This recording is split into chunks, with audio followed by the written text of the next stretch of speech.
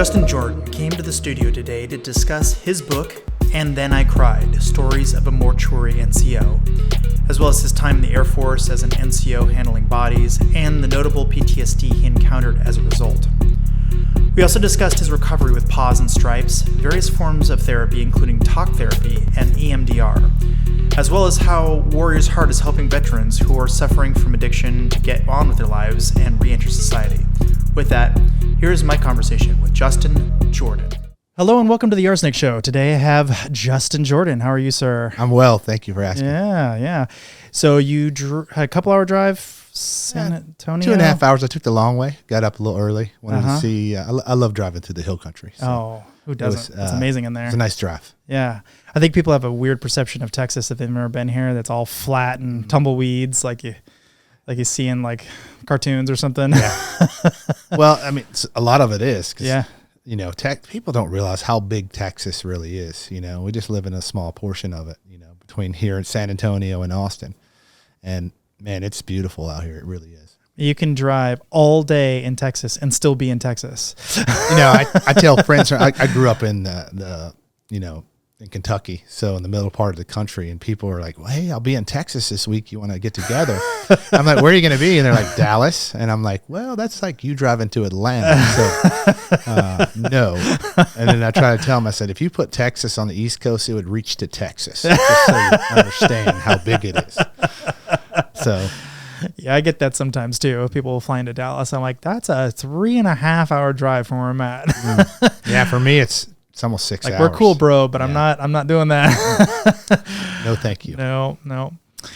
Well, Justin, we probably have a lot to talk about, but I think it'd probably be best to start with talking about your history and kind of how you came about writing this book and stuff. So why don't you give us kind of a background on how you got into the military in the first place? Well, thank you for asking. Mm-hmm. Well, as I said, I grew up in Kentucky. My parents were both teachers. My dad was a principal. My mother was a math teacher. So, I got to see early on being in service to others, and I just fell in love with it. I had an aunt that was, a nurse. So, it just really resonated with me. Mm-hmm. Like being in service to others is what I was put here to do. It's kind of how I felt. So after high school, I tried a bunch of different trades and, trying to find my way. And I just said, the military was right for me. So I went to the recruiter, and the Air Force it was. Mm-hmm. I did why Air Force? I tried the Army, just didn't feel right. Those guys are a lot tougher than I am. So, I was like, Air Force it is. Right?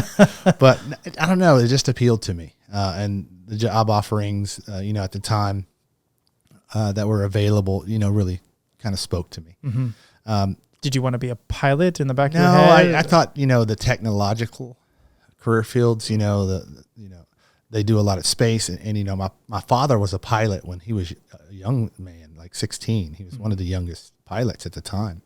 Him and his father had an airlines called Jordan Airlines. I wish they would have kept that name. Yeah, right. Because we would be rich.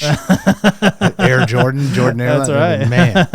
But no, they shut it down after his brother had a car accident and passed away when he was only 18. So he only flew for a couple of years, but I'd always see the pictures and how he romanticized about being a pilot. So I think that's kind of what, subconsciously drew me to the Air Force. Yeah. I had no, like being a pilot wasn't part of my plan. So it was just kind of like, okay, Air Force it is. And when I got there, they started me as, I was in what they called the services career field, which is where all the cooks work. And was that your first choice? You're like, I was open general. So it was kind of like, hey, guess what you're going to do? And I was like, no, thank you. But at the same time, it was really a breadth of experience type career field. I could work anywhere from the, dining facilities. Most people call them chow halls, but that's a no-no in the Air Force. Yeah, why? I don't know politically correct words or whatever, but you're not allowed to eat chow. No, it's demeaning, right? I don't know. Okay, but so I call it a chow hall. I worked in them. So, and then in the fitness centers and the gyms, hotel, motel, man. So hospitality, and then one of the little lesser known parts of that career field was mortuary affairs. Mm-hmm. The only explanation I ever got of why it was in our career fields because we owned all the refrigerators. That's it. No one really knew. Okay, but are they it's not the same refrigerators, literally, is it? Well, I mean, no. They would have their, of course, separated. Okay, but a second question: are they literally the same brands? Are they? Yeah, we would use, especially downrange, we would use similar ones. We already had them in inventory, just would never use them for Yeah, food. once they've been contaminated, they're exactly they're just for that purpose. The Air Force goes to great lengths to create a dignified transfer of human remains. We treat every remains like it's our brother or sisters, because it is. Yeah. Even other services, the word I'm looking for, like allied. Yeah, allied forces. Allied forces, it's a big deal. And the Air Force, like I said, goes to great lengths to make sure that the entire process from downrange, even if you're deceased stateside, which if you in the book would talk about, most of the cases I worked were stateside, but the ones, man, they just really go to above and beyond to make sure the family's taken care of, in my opinion. Yeah. So tell us, why did you feel the need to write this book? Like what was kind of drawing at you to do that? Well, because this is a pretty deep, hard topic. Yeah. Most people wouldn't even attempt it. Well, for a lot of years doing the job, I just was stoic, right? I was required to be. I stood there at funerals or in the back rooms of funeral homes, looking at the deceased, and I just, was just doing my job, right? And I can't grieve for someone I didn't know, but I was silently grieving. When you are feet away from a child that's deceased on the table, it affects you no matter who you are. Or a friend of yours passes away and you have to work on their remains. It gives you an intimate look at your own mortality. And to be honest with it, it scares the shit out of me. But I wasn't really willing to admit that was what was going on, because I had to be stoic. I had to be tough, because I was... What was scary about it to you? Just staring death in the face every single day.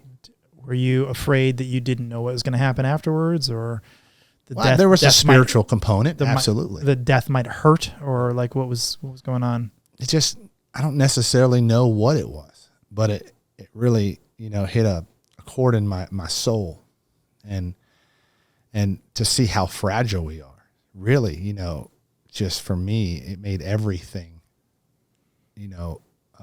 me afraid of everything, hyper vigilant, you name it. Yeah.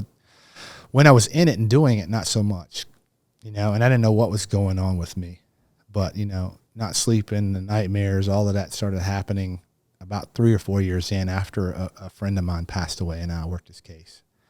And I felt broken. I felt, like a misfit toy. I couldn't do my job as well as I used to. So I just tried to press through, and I didn't use the right tools all the time. And it just, so in 2009, I asked for help, because I was like, I can't do this on my own. I'm sitting here thinking, what would I do? What would I tell my troops if they were struggling? I'd tell them to get help, and I wouldn't beat them up for it.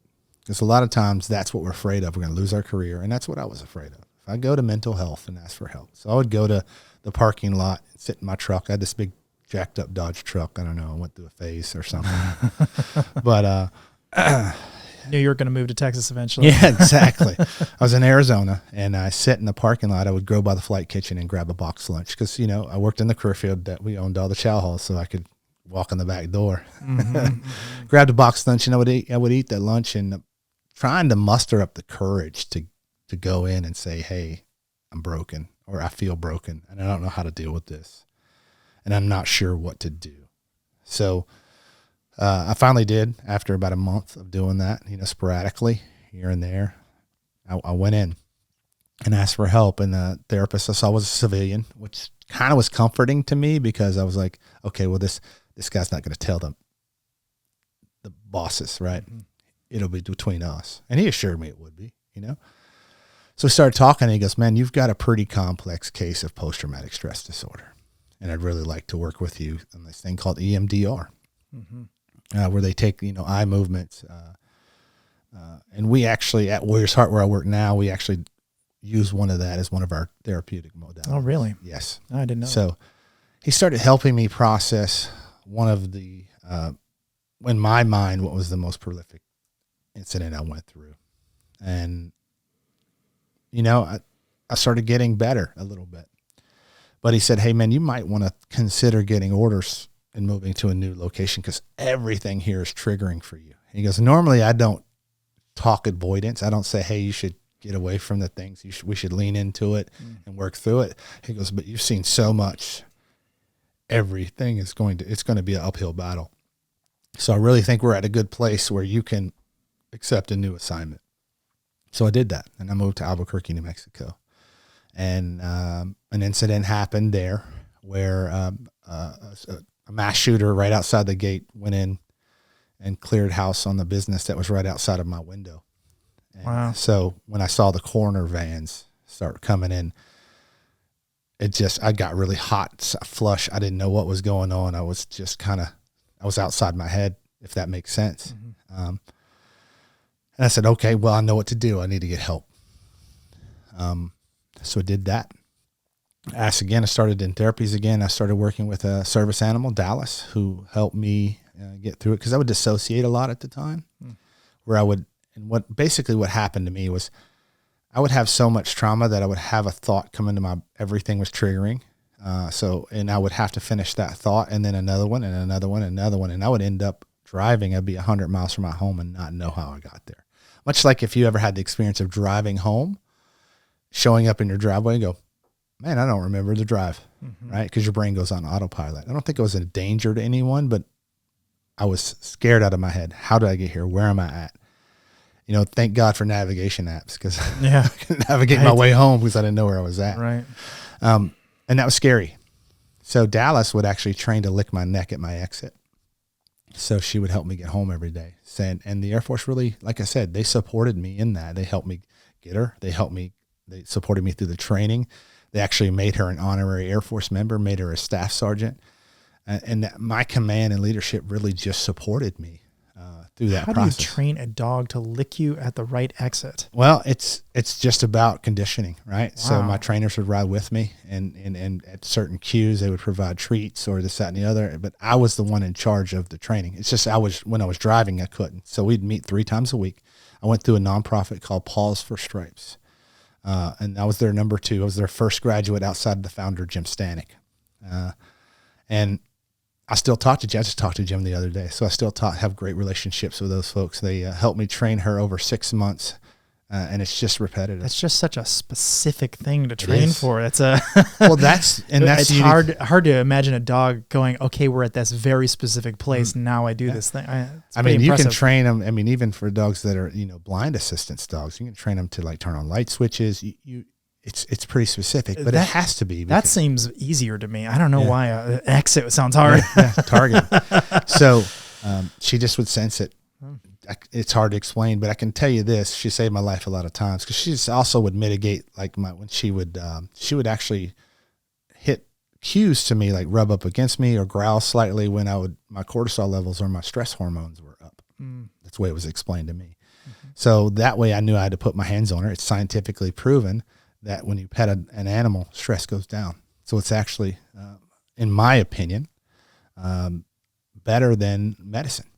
And I was always very adverse to any type of psychotropics or any type of medication-assisted therapies for my PTS. I am generally against it too, but I'd be curious why you are. What's the because reason? I've seen on the other side. I've looked past the curtain. I've seen what happens when they're abused. I've seen what happens when overdose. I've seen it go to other airmen. Yeah, and lead to addiction. I've seen it lead to death. I've seen it lead to not necessarily those medications, but done incorrectly and abuse and addiction, it can be. So I was one of those things that triggered me. It scared the life out of me. I did not want to get on psychotropic drugs. Don't know that it made any sense, but it did to me. So I would try any therapy that wasn't that. So that's kind of what got me into the service animal. I would say my concern with it has always been, I won't know my own mind if I'm no longer in control of it. Exactly. And that worries me greatly. It's the one thing I know I have in my head is my own brain. Like as soon as I start atrophying and, you know, having Alzheimer's or whatever happens when I get older, that'll be a very worrying moment for me. Sure.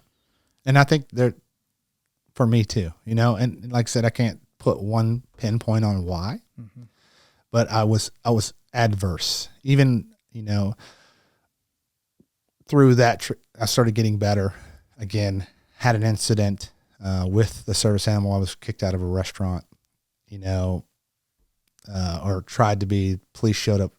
So now my dog was my anxiety. So I asked for help again, and they sent me to treatment. They sent me to a program in a behavioral health center. It was called Freedom Care. It was, you know, it was a program for addiction as well as I didn't suffer from addiction. So, but I did from post-traumatic stress. So I went there for that. It was a hospital. They treated me like a prisoner. Really? And that's what we see most in the industry. No shoestrings, no belts, single file lines. I mean, we literally had a cage. This is voluntary. Yeah. I was asking for help. We literally had a cage. I'm not kidding. They had a chain link fence outside with a chain link fence on top of it. That was where we would go to smoke. I was a smoker at the time, you know, and thank God I'm no longer. 3 years past that. But man, I felt like a prisoner, you know, but I had a great therapist, and she kind of was the one that was there and said, hey, you should really write your stories, because I didn't feel worthy, if that makes sense. I was an Air Force guy. I didn't kick in doors. I just did my job. So I didn't feel worthy to be in the room hearing the stories of these heroes, right? But then they would tell me, man, they would be in tears after hearing some of the things I would say. And I'm like, that doesn't compute. It doesn't resonate with me. Why? And he goes, man, I wouldn't trade places with you in a million years. And those words put together from that person saved my life. Literally. Because I was like, okay, I do deserve this. And my therapist told me, you know what? Your stories have impact on others. You should really write them down and put them and publish them, because even me, as I've heard a lot of things, and some of the things you've seen will help others, because they can say, hey, you know what? If he can see that, then I can too. So then that's when I started really leaning into it. When I got back from treatment, I sat down and I wrote that thing in 30 days. I hand wrote it. I just was on a mission. I would stay up to 4 or 5 because I couldn't sleep anyway. Right? So I might as well, you know, the Air Force, right. At that time, the Air Force had kind of, in my opinion, given up on me. You know, I have nothing but great things to say about my time in service. I mean, it is what it is. I had support up until the very end when I could no longer do some of the things they wanted me to do. And then I kind of felt, they said, why don't you just work from home? No one gets to work from home. Right. Back then. Right. I felt I would come in and they were like, are you new? I'm like, man, I've been here for 3 years. Right. So at the very end, I felt kind of, you know, I was going through the med board process. I was over 20 years in service, so I could retire anytime I wanted. And I, you know, so they medically retired me, kind of forced my hand after 20. And a lot of our warriors feel that way, right? They feel thrown away after service, you know, especially when you're dealing with addiction. I was just lucky that I didn't fall into that category, because it could have very easily happened. Sure.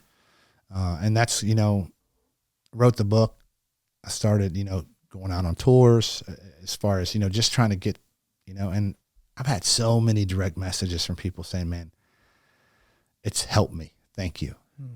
Like, and I had a guy, and I won't mention his name, but he messaged me several years back, and he was a police detective, and he worked in child, you know, sexual crimes. He had a hard job. Yeah. And he had told me that, you know, there are times when I have, instead of picking up my gun to end my life, picked up your book. And I read it again. And he goes, I'm still here. And that's the why. Wow. That's the why the universe drove me to put this on pen and paper and to put it down, and kind of why it's still going, because people are that it resonates with them. I'm not a detective, but I did used to run a anti-child pornography hacking group, actually. And I got to tell you, I totally resonate with whatever that cop was going through. Like, it is, you see a handful of things you just cannot unsee, and there's just there's no coming back. Like once it's in there, it's in there. It's stuck in there. Yeah. Yeah. Speaking of, at one point in your book, you talked about this watch. Would you tell us that anecdote? Sure. So,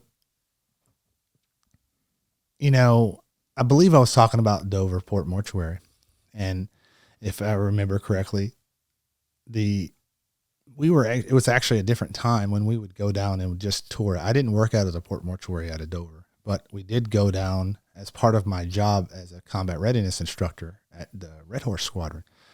We were down there training at Fort Dix. As Fort Dix at the time, it's Joint Base McGuire Dix now. So we said, hey, let's take a day trip up to see the Port Mortuary because we train on this. We train on how to do mortuary in the field. So we might as well see the location that we're sending from the casualty collection point downrange to. We're sending our soldiers, airmen, sailors, and Marines home to.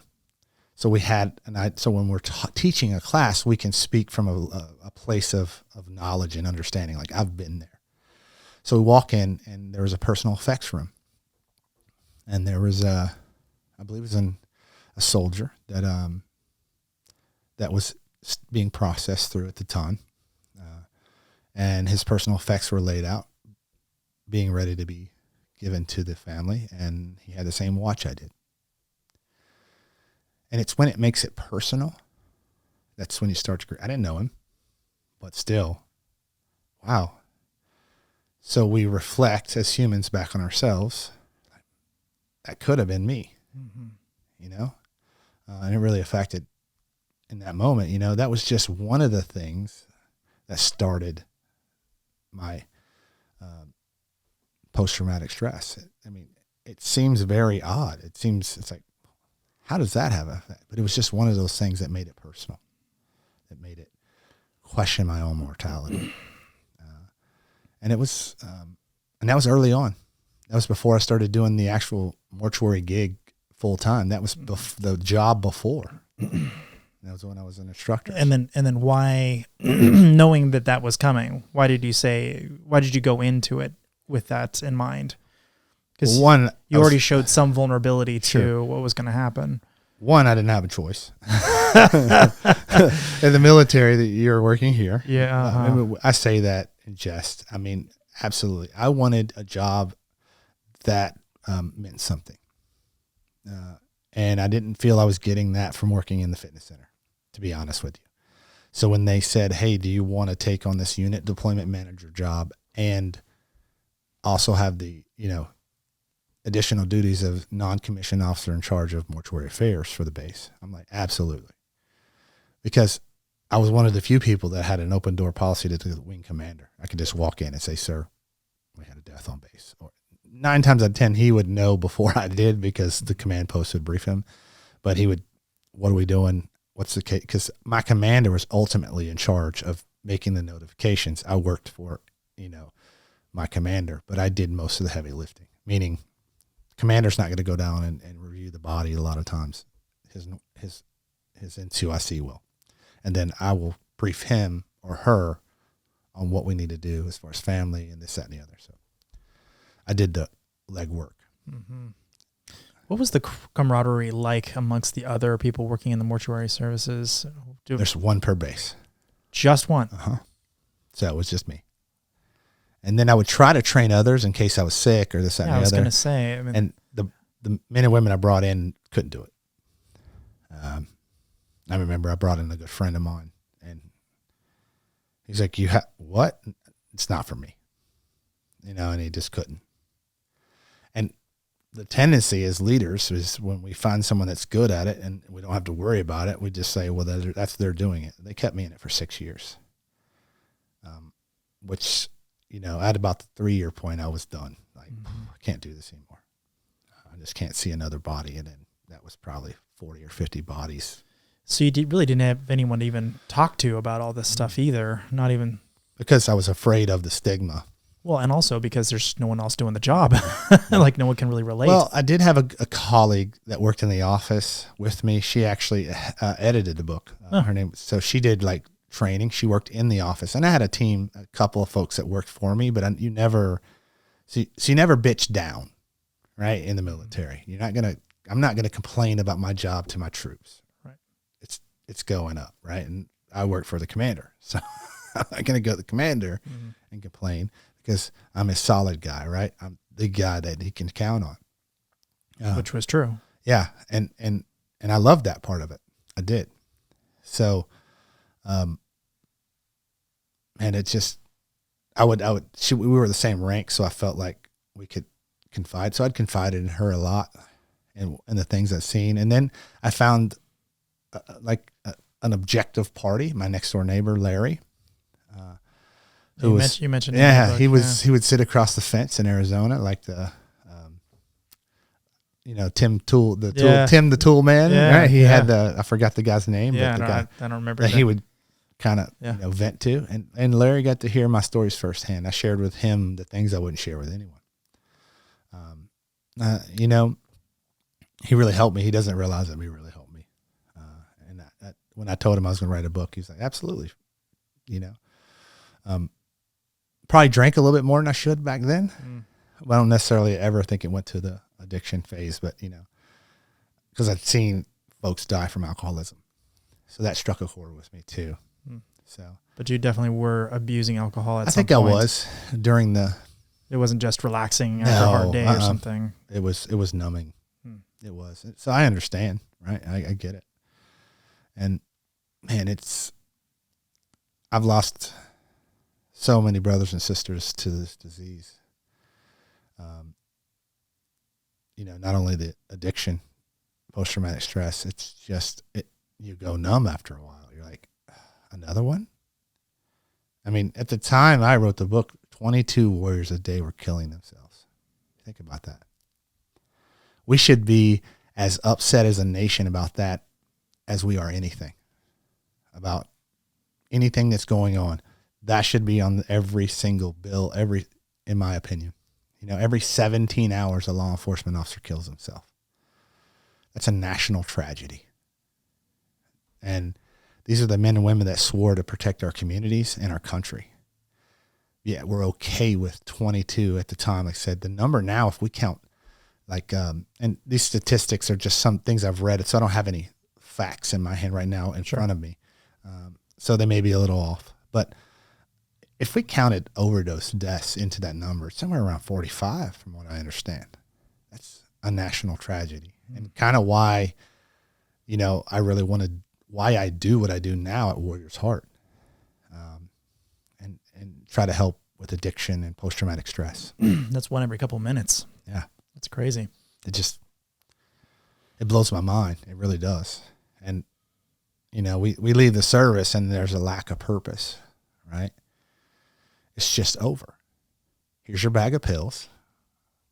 Go be broke somewhere else.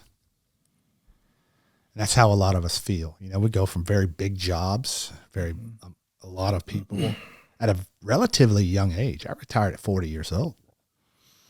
I have half of my life left. What do I do now? I'm like, well, I'm going to take off. I'm going to go fishing every day. I'm going to, do whatever I want. It sounds romantic. It's not. It's horrible. It's devastating. Yeah.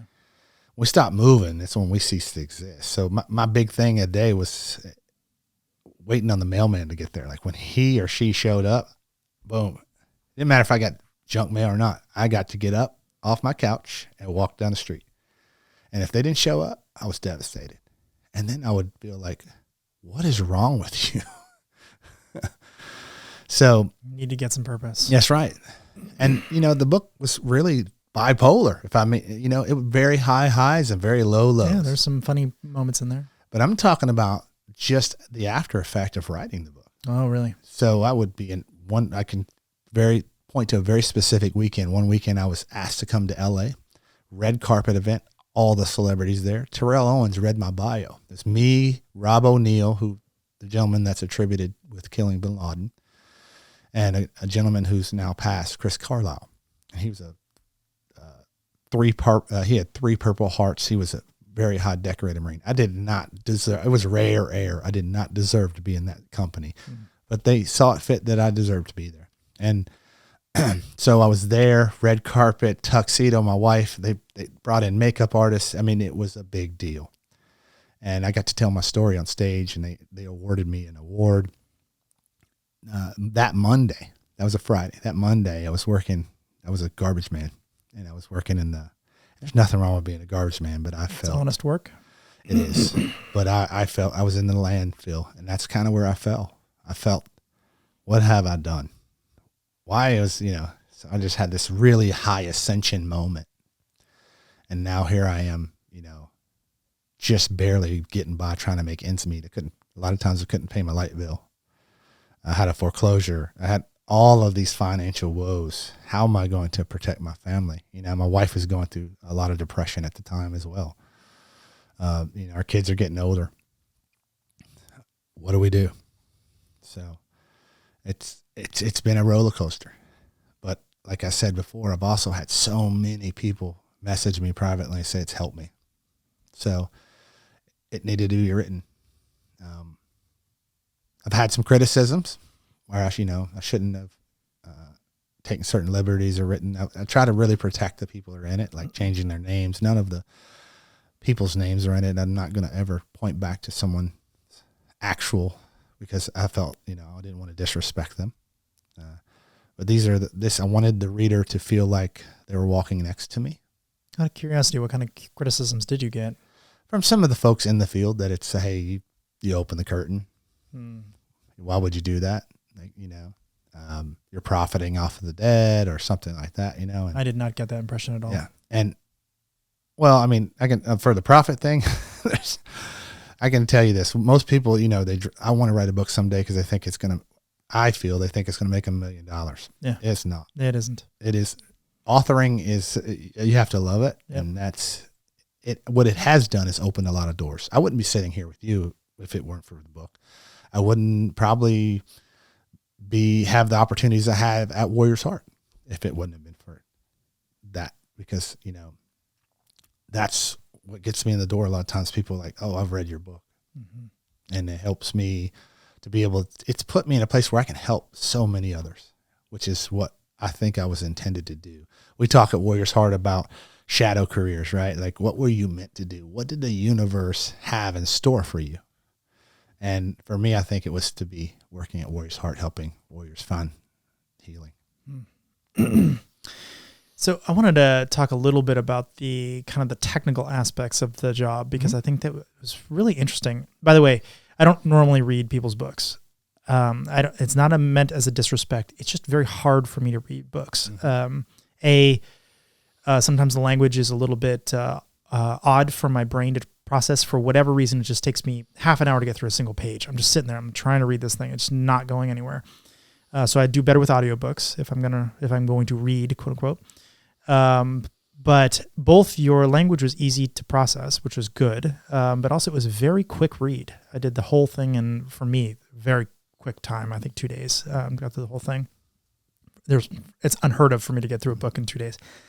But one of the things I thought was interesting was how you have to basically reconstruct this situation. Like they were wearing a uniform and they had, these medals and whatever, and you have to go over to a library of medals and go find the right medals and put them on this person when they might be lost in the field somewhere.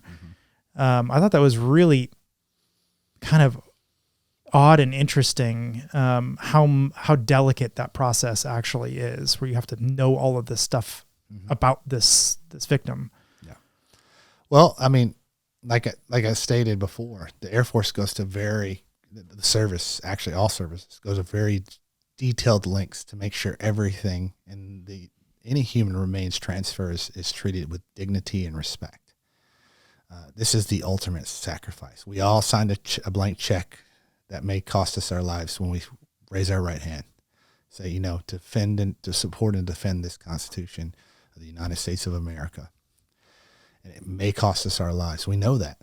no matter what job we do, from cook to combat medic. Yeah, it all matters. It all matters. So, when that person has paid that price, we want to make sure that it's perfect, that we will put no more grief on that family or their friends. And it matters that their uniform is correct. It matters that they're wearing socks and a casket and shoes, and that it matters that their hat's on correctly. So it just matters.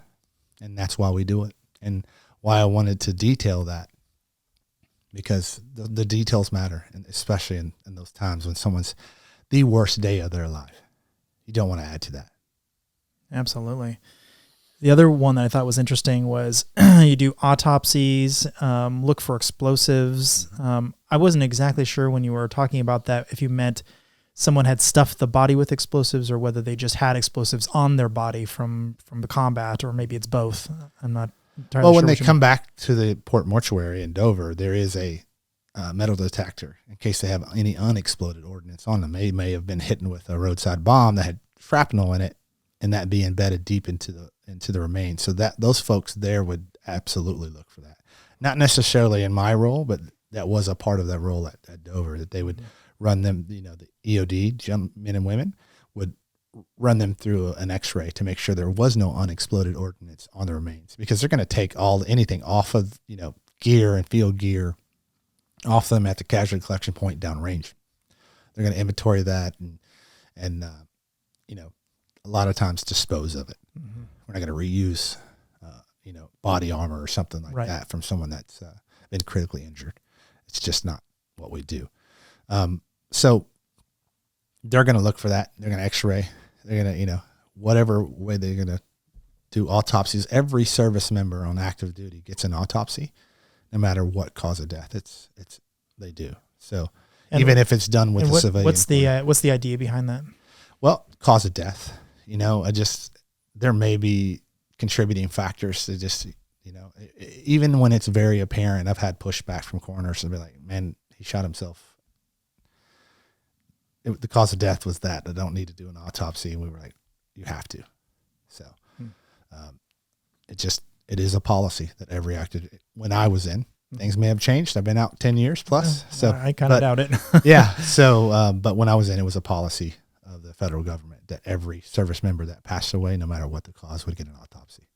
And potentially pick up like explosive dusts or, potential other things that might be useful for forensics down the road. It could. And one of the things too, is they could also really kind of make what I understand, they can give that information to Intel. They saw this, and then that way that the manufacturers of body armor and this, that, and the other can improve their products. Mm-hmm. That's a good point. Yeah, so maybe they don't dispose of the body armor right away. They get a lot of photos of it. Sure. Well, they take ballistics off of it, as well as what happened to the remains. That's valuable information, because the goal is to not have that, right? So how do we make it better? Right. So yeah, and then similarly, fingerprint and dental scans as well. I'm assuming a lot of that is to make sure you have the right person, as well as. Well, war is a hard proposition, right? And a lot of times you may not have remains that is fully intact. So that's just part of there's a lot of times when there's not a full soul there. Mm-hmm. It may just be parts of a remains. So they're going to do what they can. I know the pilots get actually footprinted because they wear the flame retardant boots. Mm-hmm. So sometimes maybe that be the only thing that they could find left, or so we're going to we may have commingled remains. Several people die. We want to make sure that we're not putting a certain someone's hand with someone's torso that doesn't belong. Right. So they're going to make sure they do those DNA analysis, fingerprints, dental records, whatever they can gather, to make absolutely sure that is who they say it is. And you actually have to gather these body parts. I mean, the amount of work that goes into getting them off of a road or whatever after an IED goes off, let's say, or, a airplane crash, let's say, or whatever. I mean, there's a team that has to go in. Absolutely. Search and recovery team typically. However, downrange, A lot of times it's the men and women that are serving right next to them. So we didn't talk about complex traumas coming home, right? Not only did you just watch your buddy die, but now you got to pick up his pieces and send him home. You said there are things that get stuck in your head that just don't. That's one of them. Mm-hmm. How, you know, when I was downrange, there was a time we actually had to retrieve remains out of the steering column after an IED, and I'll never forget. You know, it didn't look like anything but gray matter, but that was somebody, and that stays with you. The sights, the sounds, the smells especially. I went through a period where I would suffer with olfactory hallucinations, where I would smell bodies anytime I had my uniform on. And you want to talk about just feeling like you're losing your mind. Well, you know there's not a smell there, but you can smell it, and it's to nauseam. You're just like, I want it to stop. Yeah. And no doubt. People can't see that. And that's the thing about post-traumatic stress or any of these. They can't see it. So they attribute it to weakness. I don't know about you, but I don't feel like a weak guy. And if you look at me, you don't say that's a weak guy. No. But I feel like one when I'm smelling dead bodies in my uniform. I can no longer wear my uniform. I can't do the job I signed up and agreed that I would do for this country. And that's what a lot of our men and women come home and make that ultimate wrong decision and in their own lives because they feel weak. Mm-hmm. They feel no purpose. And that's kind of what we do at Warriors Heart, is help them regain that purpose. Well, one of the things I got from your book that I thought was really interesting was that you kind of, it's not just a senseless job in the sense where you're just grabbing some body parts, which, I mean, not to say this in a crude way, but it's just meat and bones at this point, right? You're also providing a very important service to the people who are left behind. And it seemed like you took a huge amount of pride in reducing their suffering. And that I thought was really compelling. You know, it's not just a mechanical function. You actually have to talk to these people and give them some very unfortunate news about what you could or couldn't do for them and the remains. I mean, sometimes it's probably not going to be such good news, you know, on top of the already horrific news, you know.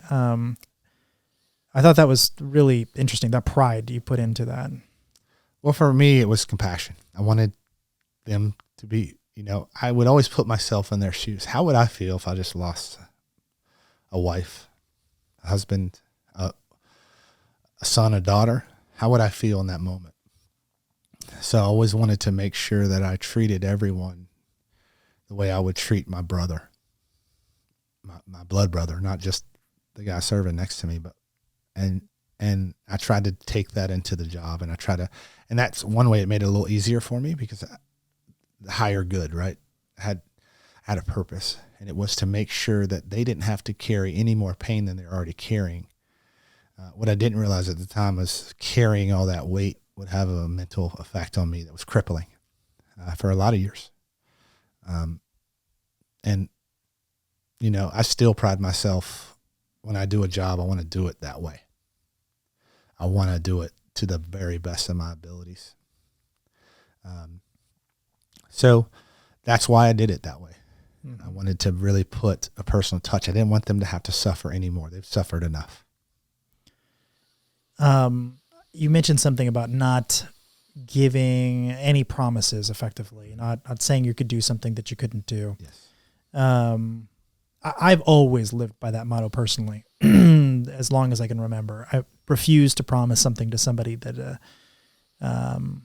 I know there's even the slightest chance that I would not be able to follow through, in which case, basically, I never promise, because there's always a caveat. Well, what if I get hit by a truck? Obviously, I wouldn't be able to do this thing I promised, right? But I think that was interesting to see you do the same thing, because sitting on the other side to this, you know, I just lost my brother, my son, my whatever, right? It would be very traumatic on top of the normal trauma associated with that to believe something is going to be taken care of the way you expect it to be taken care of, and then all of a sudden not.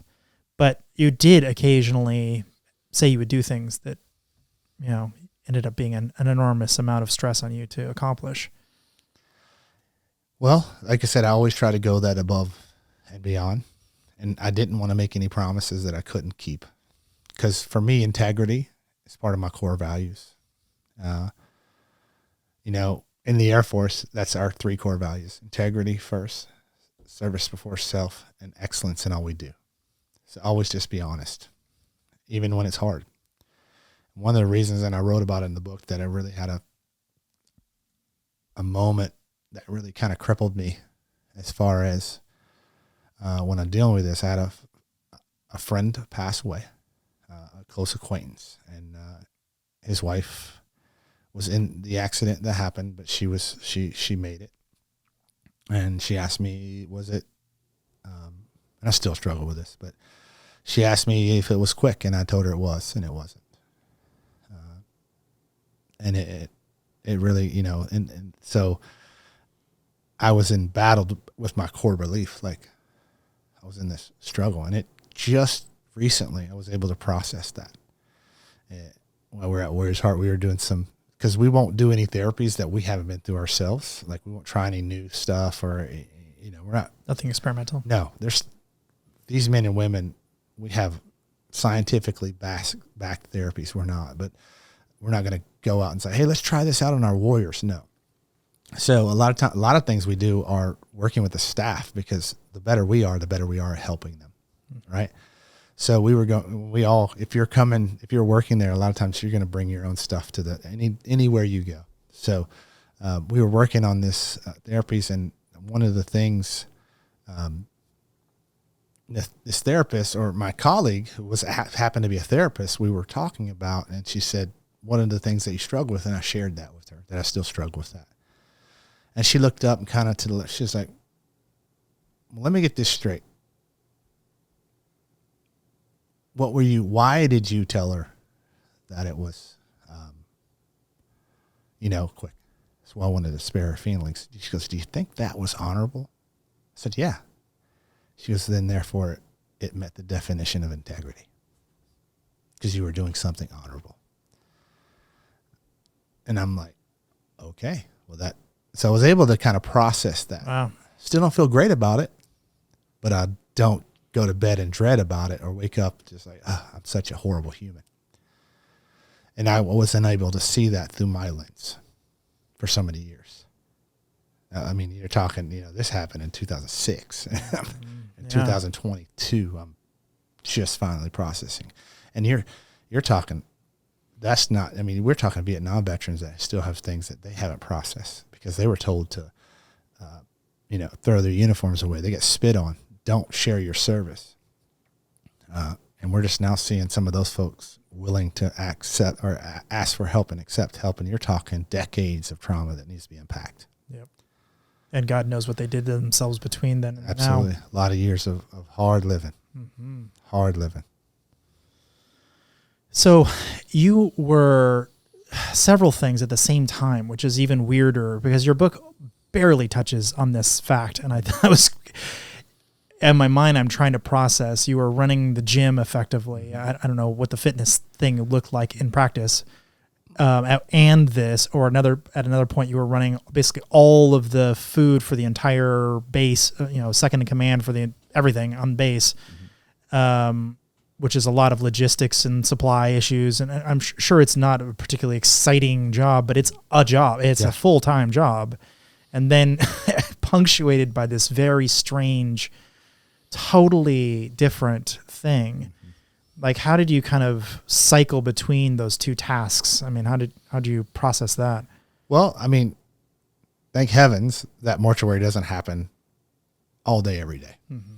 So my primary job a lot of times was, when I was stateside, it was unit deployment manager. So my job was to send out buckets of warriors, get them trained to make sure and then ready for war. We would have one go and one come home, and then we would just cycle out. So that's a lot of how we did the buckets back in the early stages of this current conflict, after Desert Storm and on, right? We would do different, they would basically double staff everybody and then one out, one in.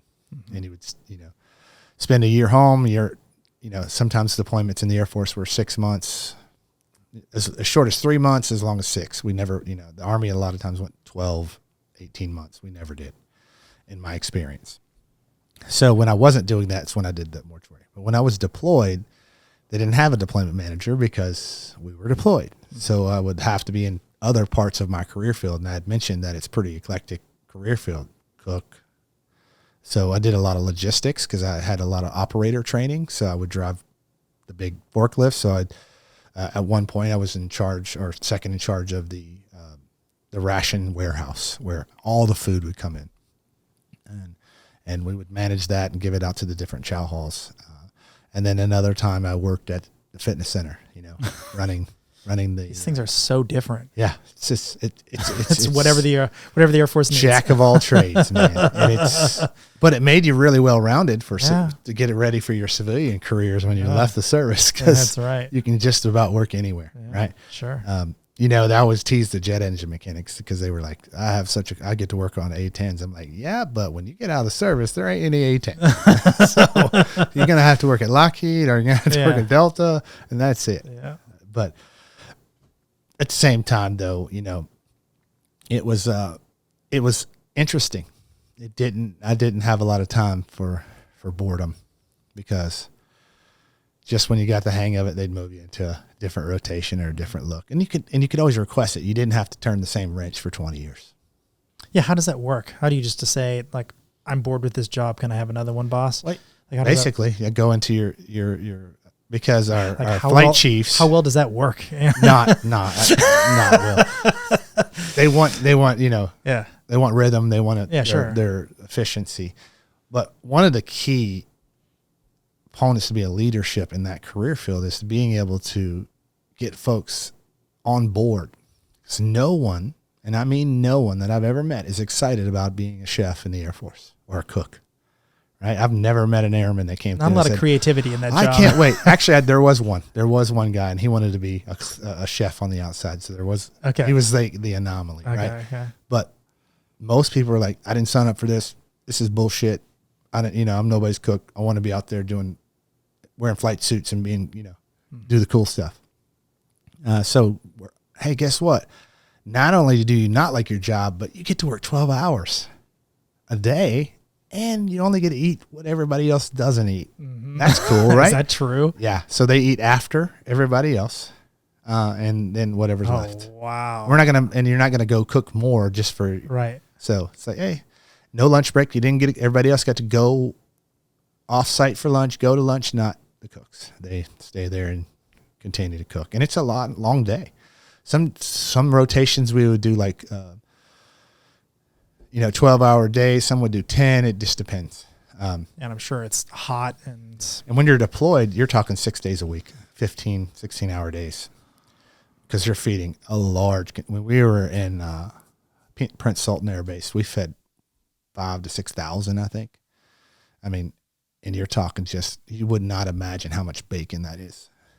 It's truckloads. I mean, people joke a lot about the food in the military, but how is it? I mean, in the Air Force, I think any branch would tell you it's pretty top notch. Really? Yeah. The Navy also has a really good chef corps, but I will tell you the Navy is trained by the Air Force.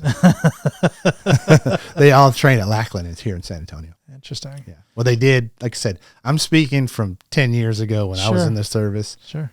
What they've done since then, I do not know. Well, I think food is just such a morale builder. I mean, skimping out, if you don't have to skimp out, I mean, we're already throwing billions and billions and billions of dollars into the military budget. Add a couple extra thousand and give them something nice, Exactly. And they really tried to do that. I know our commanders were always when we were downrange, we always had steak on Friday nights and lobsters, and they want, if we could, if we were in a location that we could get that supply in. Sure. We would always try. So the Marines that would come through on R&R, they're like, yay, I'm at an Air Force base. I get to eat good. Right? Yeah. So yeah. I've known a lot of Marines. they do not speak kindly about their food. But man, I will tell you this. I spent a lot of time making fun of Marines because I have one that I work closely with, but we go back and forth. Those are the salt of the earth. Mm-hmm. A United States Marine, there's nothing like them. Yeah. Yeah. I got a soft part in my heart for him.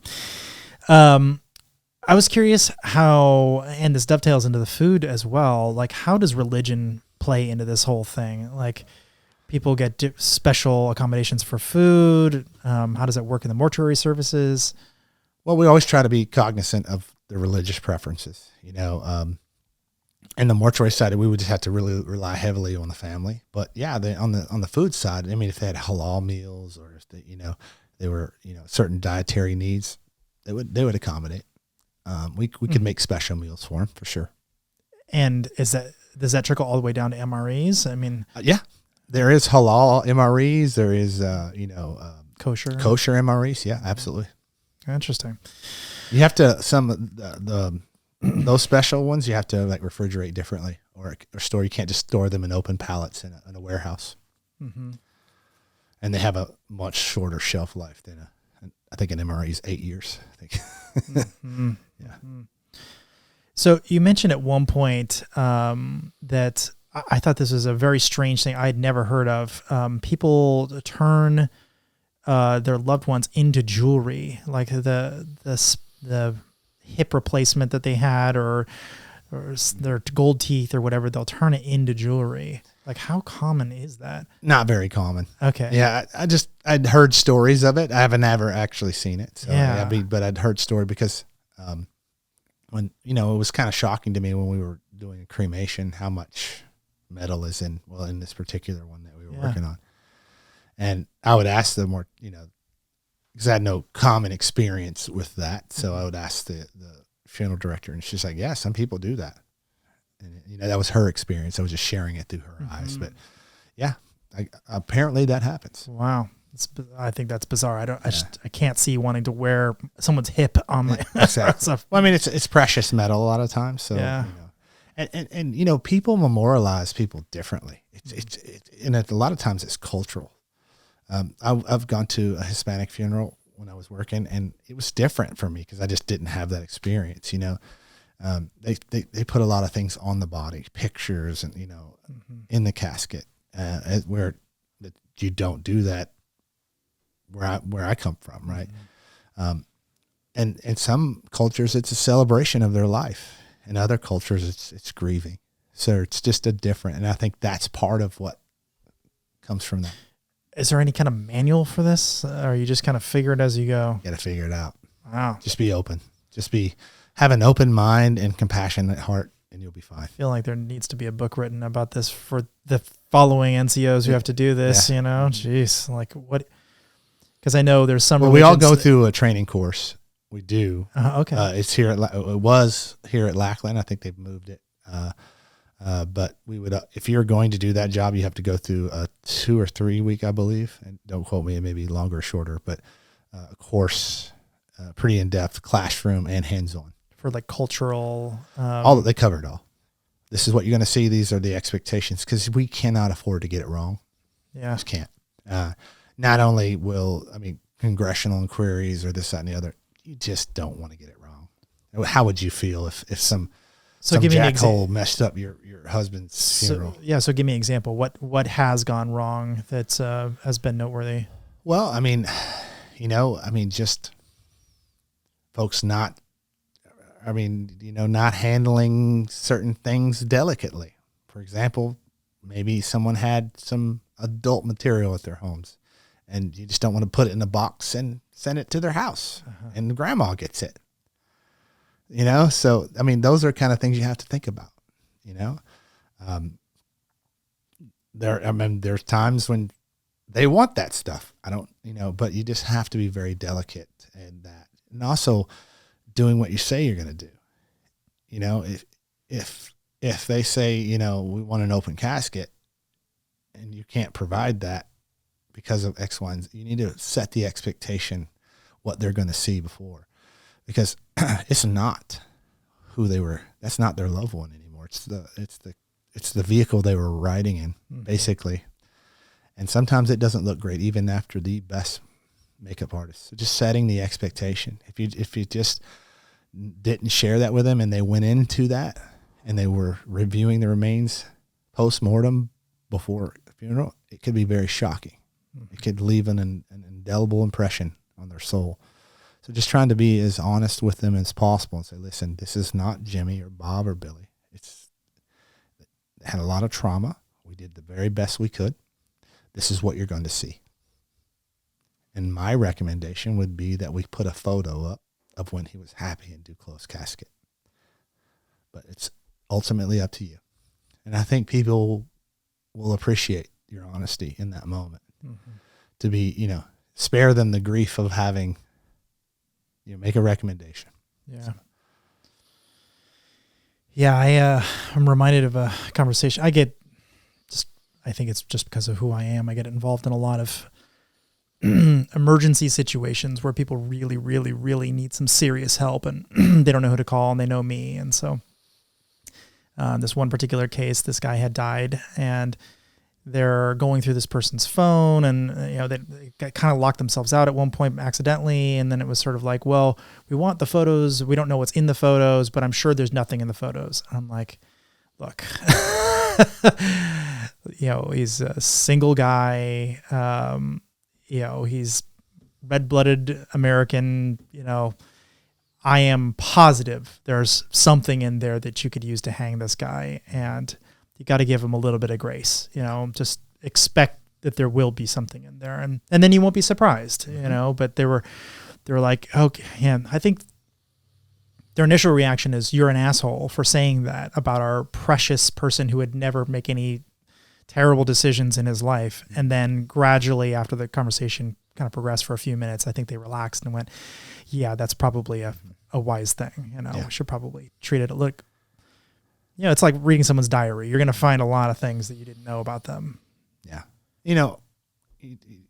Being honest, I think always will resonate with them. But like one of our founders, Tom Spooner, says, you don't have to be brutal. People say brutal honesty. You don't have to be. Yeah. You can be compassionately honest. Mm-hmm. Listen, this is what's going to happen. And come from a place of caring and love as opposed to just like, well, that's the truth. And that's, I'm going to smack you in the face with it. Mm-hmm. So I think it's just your tone and just being a good human, man. Yeah. It's crazy. So one thing you wrote in your book, which I wondered how this conversation would end up going by virtue of it, is you said that you have trouble making eye contact. And I have not found that to be true at all in this interview. So what's going on with that? So keep in mind, I wrote that in 2012. And I've done a lot since I started working at Warrior's Heart. We do a lot of professional and personal growth healing with our staff. And I've been honored to be able to be part of that. So they have helped me move past that. What was the therapy for that, out of curiosity? Just self-confidence. Staring contests. Yeah, no. Well, I'm joking. Actually, yes. Really? It's called presence exercise. Huh. So a presence exercise is being able to be present with the person you're with, intently listening. So we will sit across from someone. We'll set our chairs across from each other, knee to knee. Mm-hmm. And it may be a colleague, someone that we're very familiar with, or a colleague that we don't know a lot about. And our founders will say, go. And you have to just stare in their eyes for an undetermined amount of time. It could be 30 seconds. It could be 5 minutes or longer. And what comes up for people is some people are in tears. Other people are in joy. Some people can't stop laughing. Mm. And what it teaches us, because I would always go down here, and then one of my good friends and colleagues, Vonnie Nealon, she's one of the best therapists in the country, top 100 therapists in the country, right? And I was doing this. She said, "Baby, why can't you look at me?" And I shared with her what, and she helped me process it. She's like, "Listen, let me just walk you through this. You are not your memories, and she helped me with some self-talk. Self-talk has been huge for me, right? On how, because how we talk to ourselves ultimately is how we feel. And that's who we are. It's who we feel we are, but it's not true. Because your inner voice, that son of a gun's a liar, right? It will tell you all the negative. But if you can integrate positive self-talk, it helped me get onto it helped me move past that. And now I want to always keep the gaze. So I've tried to, this pendulum has swung so far to the other. Because again, that would perpetuate the feeling of weakness. I couldn't even look another man in the eye. Kind of weak limb eye, right? Another one that we did that really helped me was we had to write down 5 things that we tell ourselves negative. I don't deserve love. You're not worthy. Whatever you tell yourself when you look in the mirror. Sure. And then I had a partner, so I'd have to then turn to them and tell them that. Not telling them that's what I'm telling them, but call them that. Like, you don't deserve love. You are not worthy. And that feels gross. I would never say that to my worst enemy. Mm-hmm. So then the moral of the story is, then what business do you have saying it to yourself? Right. And then when we can put certain words together and get it, and it makes sense. So those are the kind of things that help me move past that. That's amazing. I was kind of joking about the staring contest, but it's true. Presence exercise. I remember reading somewhere, maybe, I can't remember if it's a reading or I saw on a show about it or something, but if you want someone to fall in love with you, you basically just stare in their eyes for 1 hour and they will fall in love. Or call the cops. That's right. There's a creep here looking into my eyes lovingly for an hour. So another thing that came up in this book I thought was kind of interesting is how you kind of had to like avoid people a lot. Like you had to drive around the base and like come in a different way, or choose austere locations on base, kind of off the beaten path, places people don't go because the psychological impact on them might be too great. You might actually affect morale on base beyond just losing a comrade. It might, somebody who didn't even know what happened, all of a sudden they're in chaos. Yeah. So like I said, the Air Force goes to very great lengths to make sure that we protect the dignity of not only the remains, but the other. So if people come to see the mortuary van or whatever vehicle that we're driving going back and forth on the same route, psychologically, subconsciously, they're like, man, this cost is very great. And it is. Mm-hmm. But we need them to be focused on the mission that they're there for. So they would take different routes each time to make sure that we weren't, hey, there's another dead guy. It makes sense. Mm-hmm. Same reason you don't put all the same career field in one tent. If you're, and you get bombed, you took all of your cops out. That doesn't make sense. So you put a cop, a comm guy, whatever, all the different kind of eclectically in a different thing. So there's a lot of different rules for that. And one of them is to make sure you take different routes.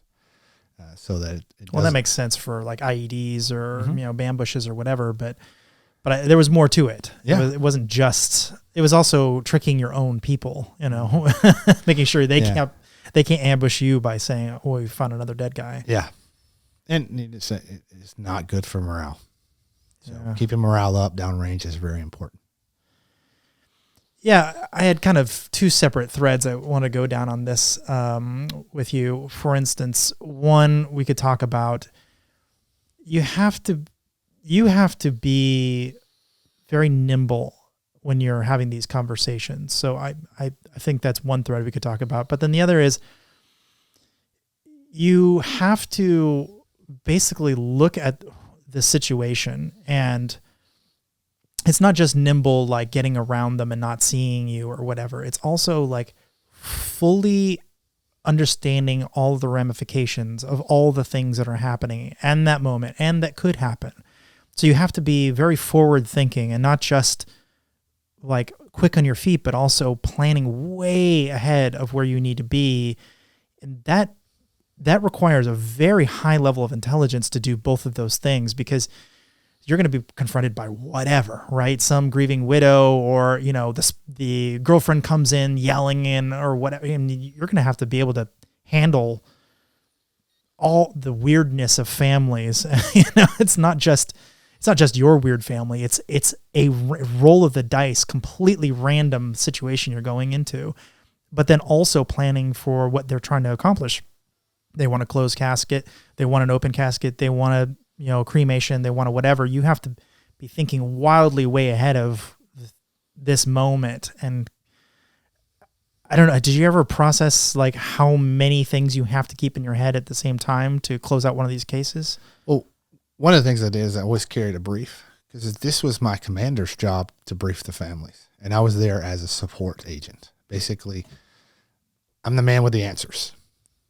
But he or she was the one compassionately delivering this to the family members. They had already known that they had a loved one that would pass, because their commanders, their husband or wife's commanders, make that notification in the Air Force. A lot of times you'll see someone knock on the door in the movies. It's a chaplain. So that would typically be their commander. And we come in with more of a benefits briefing. Like the person else would come in and say, this is the life insurance. And then we come in and talk about casketing and how the remains are going to be handled and what their wishes are. Mm-hmm. So the way we were nimble in that is just be honest. Don't promise anything you can't promise, and be ready for those tough questions with an honest answer. And if you don't know, tell them you don't know. Like, you know what? That's a great question. I'm not real sure. Is it okay if I find that answer and get back to you? And always give them an answer and a date. Mm-hmm. I will have an answer to you by close of business tomorrow. Will that work? So I'm not saying, hey, I don't know and I'm a dummy. What I'm saying is, I hear you. I'm compassionate to your concern, but I'm not sure of that answer, and I don't want to give you an answer I can't promise or I can't keep. So that's how we would be nimble in those things, because a lot of times they would throw off the wall stuff at us, and we're like, that's above my pay grade. I don't know. And to say to a grieving widow, that's above my pay grade, seems insensitive. Mm-hmm. So it's like, you know what? That's a great question, because it is, because I don't know the answer. It's a great question if I don't know the answer. So let me find out. And then go find out, right? And that's where it takes the toll on you, because your day's supposed to be over, but now I'm chasing this rabbit hole for a family member, which is my job.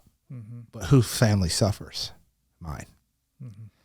Because I had a young daughter, I had a young son, I had a wife at home that was also military that had her own struggles, but I'm off chasing this thing for this other family. So in essence, I put their family first, and my family suffered for it.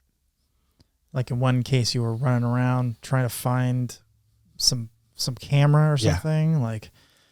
Yeah, that particular case, this gentleman was an avid rider. His family they rode motorcycles. He liked the call them crotch rockets, right? Mm-hmm. But most of the family, from what I understood, were more like Harley Davidson type riders. And he had been on the phone with him that day, telling him all about this mountain they had there. I believe it's called Mount Lemon. And he would gone up this winding trail up there and took the most amazing pictures the day that he passed. So they wanted that last experience. And we couldn't find a camera in any of his personal belongings forever.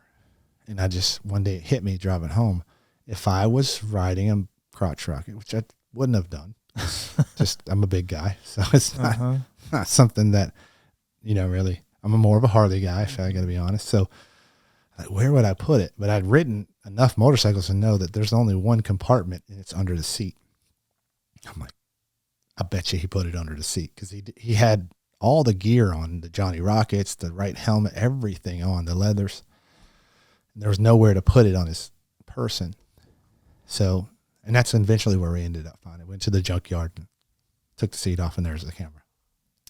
I felt such a sense of relief, because I was able to provide them that one last look into their son's life. Yeah. But that took me away from my own family for several days. That's that nimble thing I'm talking about. Just, I mean, what a weird thing to ask for. And also it could have been in 100 places. Mm-hmm. I mean, it just happened to be that you found it, but it could have been. Yeah. I just didn't want to disappoint. I didn't want to disappoint them any more than they already were. Like I said, it's the worst day of their life.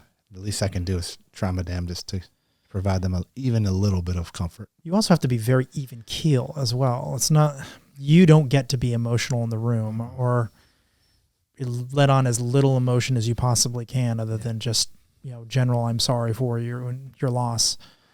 And that's why the book is titled And Then I Cried, because I had to be less than emotional. I had to be stoic. I had to be in the moment, present, that solid structure that they could count on, they could lean on, that would carry this weight. And then at the most inopportune time, my dam broke and I cried uncontrollably. And there was a lot of shame for me around that. Shouldn't have been, but there was. And that's kind of what the story takes you through at the end with my mother. Did anyone make you feel ashamed? No. Or was that just all self-driven? It's all self-driven. It's all, like I said, little voice. That horrible person that lives inside of our head that tells us that we're not worthy or weak or less than. Right? I think the one thing I've discovered about the human condition that's we all share is that little demon that lives inside our head that tells us how horrible we are. Quite possibly. Yeah. Yeah. So you said you had disassociation. Mm-hmm. You had, I think that's called dissociative fugue. Is that's I've never heard it called that. I would just tell my therapist I'd dissociate. So that's the way I understand. There's several different, doing some research on this. There's several different types, which I thought was interesting and we're talking about potentially. So that's the one where you lose a serious amount of time and don't know how you got there. That's exactly that example. Then there's derealization, and this is where you don't believe what's going on is real. It doesn't feel real, which is a very, very common version of this. Depersonalization, where you lose your own human being, you're outside of your body, which is also a very common form of disassociation. You're floating above yourself, or you're seeing your emotions kind of play as if they're like on a TV screen as opposed to actually feeling them. Identity alteration, identity confusion, which are very similar. Alteration is you literally take on a new identity. And confusion is like a beliefs, like you believe something that you normally wouldn't believe in. So these are all different forms of disassociation. How many of those do you think resonate with you? Just the one. So my experience is something would trigger me on the way home almost every day, no matter what it was. Somebody cut me off in traffic, or I can remember one very specific time when I saw like a little girl on the corner with her mom holding her hand, and she tried to step off the curb and her mom jerked her back. Right. So I had to play out that memory that what worst case scenario, what if mom didn't grab her, she hit traffic, and what would that look like? Why? I have no idea why this thought is running through my head. It was but then that would trigger something that I had seen, and I'd have to think about that, and and then all the while, this little voice in my head, stop, quit it, knock it off, and this took some time. So when I would go through all of this progression, I would be there. I'm driving. I'm able to change lanes and this, that, and the other. I'm in Santa Fe. I live in Albuquerque. Mm-hmm. It's like 90 miles away. It's a better place. You ain't kidding. And now I'm scared out of my head. What just happened? Not saying anything bad about Albuquerque. Yeah, no. Santa Fe is a beautiful place. I love both of them, but it was just so like, and then how do I now put together moments, what I called moments of sanity, to get back home? Because what happens if this happens again? So it was exhausting. It was just mentally, I would fall into bed, and then I would have a serious... How often did this happen? It was happened 2 or 3 times a week, if I remember. Wow. At least. And just always scared on that edge of that diving board, right? That, is it going to happen now? So I'd almost talk myself into it.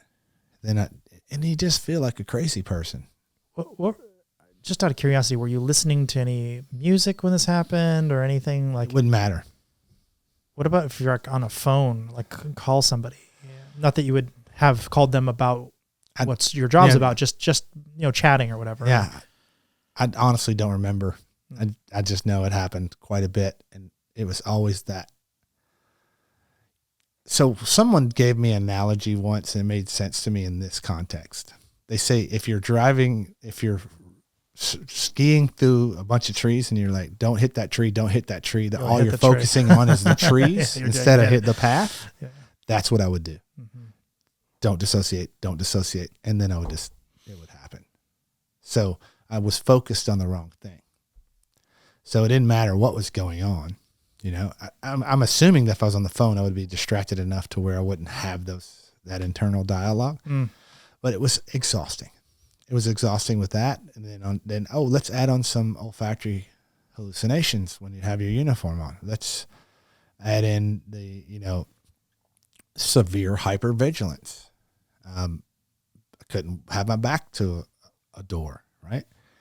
Even though I didn't have the typical career field that most people with extreme hypervigilance would have, like your police officer or your combat veteran, right? Where they would be like super wary of any door. It makes sense, right? Yeah.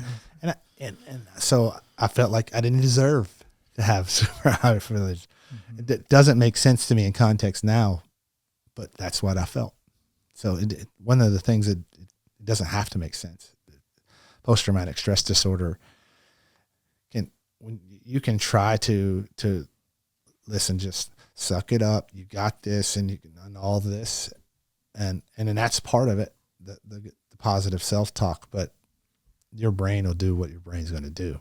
And when you've had a series of traumas that every one of them is stuck in your brain, and you can't, then those pathways, those neural pathways are wide open, and those other ones dim.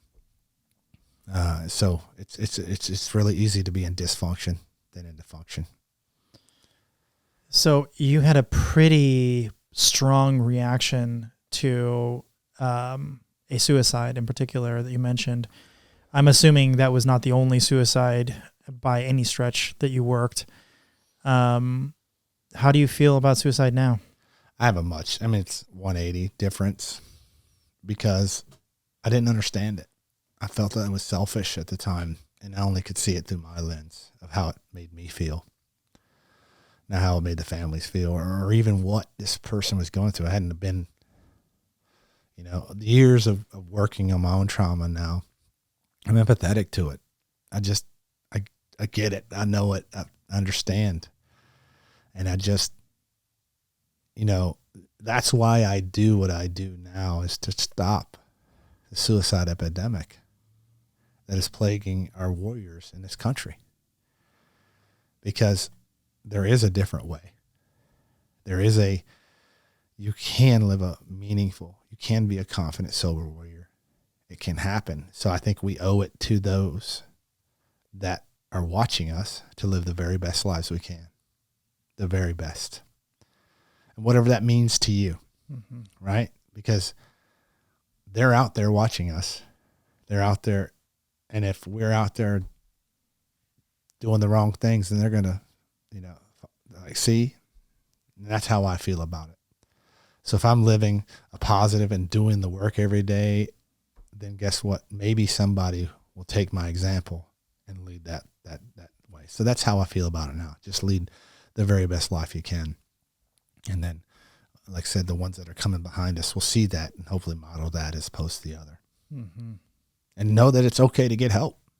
I'm walking, talking proof.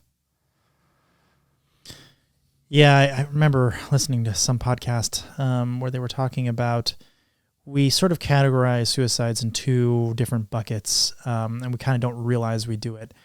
There's the person who is just finished and tired of their life, and then there's the person who goes down with a ship and lets other people get on a boat. Both are suicides. Yeah. And we treat them completely different. The act is effectively the same, though. Their life is over. And so I think that there is way more nuance there. And so I was actually a little surprised to read that in your book, but I'm glad to see you have a bit more nuanced view. Not that I advocate suicide, sure, but also I think that there's a lot more going on there. If someone's incredibly suffering, like physical pain, for instance, where does euthanasia live in that? Should they continue to have ultimate suffering? I mean, is that a quality of life? we treat our pets with a certain amount of dignity and grace when they're clearly in unbelievable, excruciating pain. They don't want to be touched. They don't want to, they're clearly at the end of their life anyway. Why are we putting them through that? And so can't we imagine that we would want that pain to end in a quicker manner? So I think there's some nuance there, but I'd really, really, really like it if we could get ahead of the suicide epidemic. Sure. I mean, we're losing a lot of people, and that's, I think that's incredibly unfortunate. Have any thoughts? I mean, is there anything that we could be doing as a society, or? Well, I mean, absolutely. I think that we've taken a lot of steps, especially within the VA system of, they're creating these community outreach and partnership coordinators. They're putting teams to it. So one of the things, the VA has not the best reputation, right? We work with VAs. We work with VAs at Warriors Heart all the time, and we want we want to be a force multiplier for the VAs when they can't care for the warriors. I was going to say, my impression of the VA is it's never been, this is a bureaucratic mess intentionally. It's more like a bureaucratic mess because the government tends to fuck things up all the time. And this just happens to be another thing that they fucked up. Mm-hmm. But not that the people are bad or the intention is bad or what the services they provide are bad intrinsically. It's just that it's not as good as it could be. It could be all be optimized. And so it doesn't surprise me at all that there's groups like yours and others that are augmenting them. Well, I think there's a definite need. We talk about force multipliers, right? So when they can't provide a service at the level that we can, we're there for them. Sure. Right. And that's why we have to be private. That's why we're not strung up by a lot, or strung up is not the right word, but we're not, constrained by a lot of the things that they are, the bureaucratic and the policies and this, that, and the other. We can treat the way we want, scientifically based, Joint Commission certified. We do it all the right ways, above and beyond. So we want to be a force multiplier for those VAs to help stop this epidemic. When a warrior calls for help, our program now, there could be a way to get into our program because we need to grow it. So that's why we're growing more facilities, because we have to be able to be a source for them when they pick up that 1,000-pound phone and ask for help. Yeah, I really like that analogy. I went back and I realized it's a part of AA or different types of recovery organizations, I should say. I'm not exactly right. 12-step based. Yeah, 12-step based programs, but I think there's probably other programs that use it as well. But I like that analogy. It just seems incomprehensibly heavy. Like how are you going to possibly pick this thing up? And do you feel like, having picked up the phone, that it really did feel that heavy going into it? For me, it wasn't a phone call because I went into my doctor's office, but I had told my wife I wasn't being honest with her on how I was doing because I wanted everybody. I mean, that right there could have been the call to your wife. For sure. It was, it was tough. Yeah. And it resonates with me because when these warriors call us at Warriors Heart, they've exhausted everything. Now you're adding another complex element to it. These are servers. These are servants of their country, right? Not me. You go, right? They're the guys that go down with the ship, right? So now they're asking for help for themselves. Everything about that feels wrong. Right. And it's against their training. It's against who they are as in the fabric. And now they're like, I'm weak and I need help. That's how they feel. It's not true. The strong gets help. We use the analogy, always put your oxygen on first before helping others, right? So if you ain't got it on, safety first. Exactly. You can't help. If you're about to kill yourself, you're breaking the number one rule. Exactly. You can't help anyone if you're not here. Yeah. So when they do make that call, we want to be there ready for them with men and women that get it and understand. That's why we're warriors healing warriors. 95% of our staff have some connection to the warrior class. It breaks down to about like 30% of our staff is veterans. 9% is in law enforcement. There's a few of them that did both, them hard chargers that got out of the service, and then would be a police officer or a firefighter. And then the rest have like a close family member that has served or is serving currently. So when they come to Warriors Heart and they pick up that 1,000-pound phone, they are met with people that get them, that cultural competence that, man, you understand. If they come and talk to me, they're like, man, you did that? Okay, cool. I'm going to listen to that guy because he's been there, right? Because the common thing we hear when guys go to get help in these other programs is they treated me poorly. They didn't treat me. These men and women deserve this respect and dignity. We shouldn't strip them of that as soon as they walk in the door. Right. They have served their country. They have served their community, and they're still serving in a lot of capacities through helping nonprofits or whatever. And we're going to say, hey, you know what? Take your belt, your shoestrings off, get over there, single file line, shut up. We don't want to hear you. And that was kind of how I felt in my experience. And we don't want to do that at Warriors Heart. We're a 543 acre ranch in Bandera, Texas. Wow. That's pretty big. Beautiful. It used to be owned by ConocoPhillips, so it's 5 stars. Mm-hmm. They get treated with dignity and respect. We do it. It's a 42-day program. They get 2 counselors assigned to them. So a licensed chemical dependency counselor, we're going to work on the addictions, and then they have a licensed professional counselor. So in tandem, they're working on the traumas and the addiction. Because 90% of the time, and don't quote me on that statistic, but I think it's pretty close. When they do take the final act, they're under some type of influence of some substance. Sure, that makes sense. They've medicated themselves as far as they can. Exactly. And when it stops numbing, and your life is out of control, and they're losing everything, what now? A lot of times they choose to end it. Right. We would ask them not to, and to give us a shot, and we're going to do everything we can to help you get back to that confident, sober warrior that we know you can be. So we're a training program.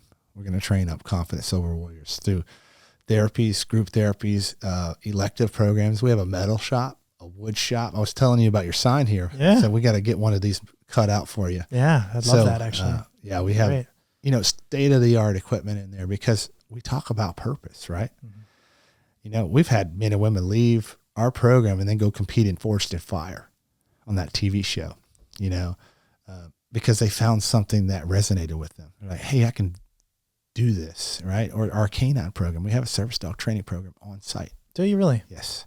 We have 22 spaces in our kennel. It is only for our warriors, though. Sure, yeah. Because there's a waiting list for service animals, 100,000 veterans long. I'm not even exaggerating. What? Yeah. So they can come through our program and work with we have the best trainers. And, that is a long being someone list. that is a handler, that was a service dog handler for a lot of years, to see this particular team that we've put together there turn service animals so quickly and such good service animals, man, so we call her Cash. Her name is Michelle Axemaker, and she is the canine kennel master.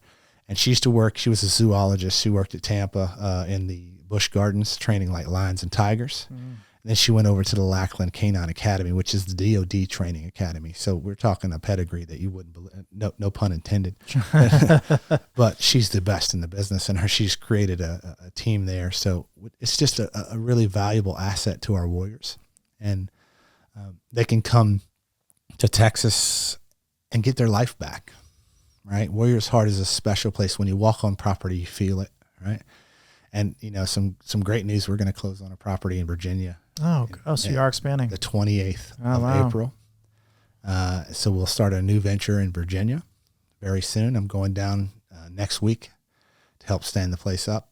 And it's going to be another 40 to 60 beds for our warriors to heal. So we're, we see that, hey, man, we've got a waiting list. We need to do something about it. And our founders are dedicated to ending this suicide epidemic in the way we're doing. So are they from all over the place, or primarily Texas, or? Well, Josh and Lisa from Las Vegas. I mean, the people who come in.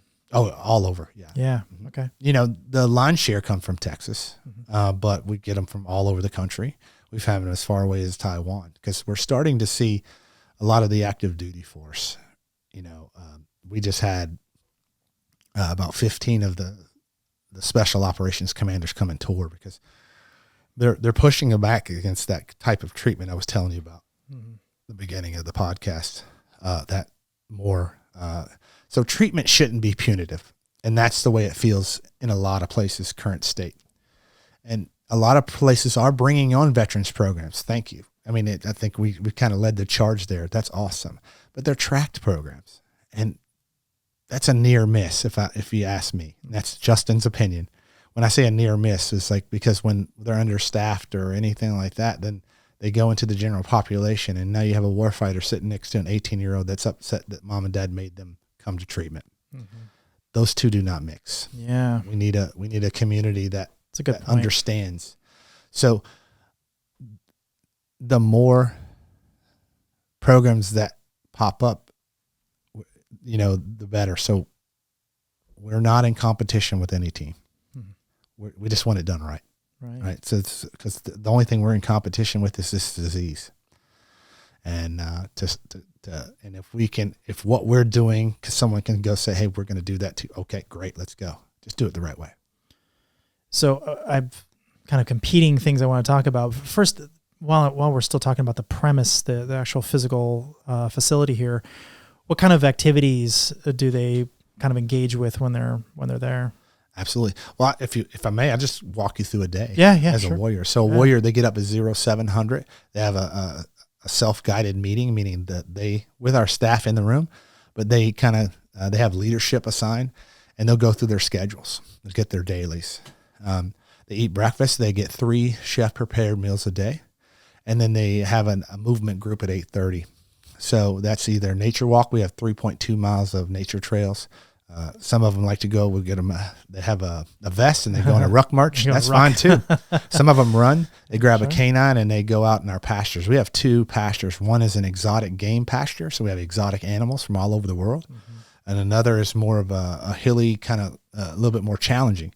Now, a warrior doesn't have to be in peak physical condition to attend our program. Some of these guys might be kind of injured or whatever. So we're going to meet them where they're at. So if they're going to go, but they may ride in our cart with us. Got it. Until they can do it. I've seen guys do it in wheelchairs. We work with people like the Independence Fund. They're looking at getting us a track chairs for some of those more critically injured warriors, because we don't ever want a warrior not to be able to participate. Yeah, of course. Kind of mimic the military where we move in the morning, PT, right? So it may be yoga, it may be mindfulness. We have a thing called SAVERS that we do from the Miracle Morning. SAVERS? Yeah. What does that mean? It's an acronym. So, you put me on the spot here. So silence, affirmation, visualization, exercise. Always miss the R. Scribing is the S. I think it's reflection, but don't quote me. I'm going to look it up after this. Recreation? I don't know. Rest and relaxation? Reading. It's reading. There you go. So all of those things, we work through that in the morning. And then now they've been nourished. Their bodies have moved. We go into the heavy stuff. That's when we talk in the PTS groups and the grief and loss. So more of a group therapies until noon, from 10:30 to noon. Then they have elective periods. So they have some say-so in their days. They get to choose with their therapist and their client relations specialists, our direct care staff that works with them on just about everything. Hey, I want to do metal shop today. I want to do wood shop. I want to do cooking with chef. So they have from 1 to 5, so they can, be pretty diverse in what they do in a day. And they can try a different thing the next day. Yeah. Art. We have a really robust art program. We just built a brand new building open last week for art, because we had them in a temporary place, and now it's a giant, gorgeous art studio. Man, it's amazing. They can go to the gym, the pool. They can go fishing. They can work with our equine horsemanship program. So it's endless. We're looking at bringing on a garden, and some of them want to exercise. So they'll, we ask them to do different things, so that all of those different things. So if you just went through a therapy one-on-one session and you're really feeling it and it's brought up some things, what better way to go to the forge and just beat on some hot metal, right? Let's make something cool.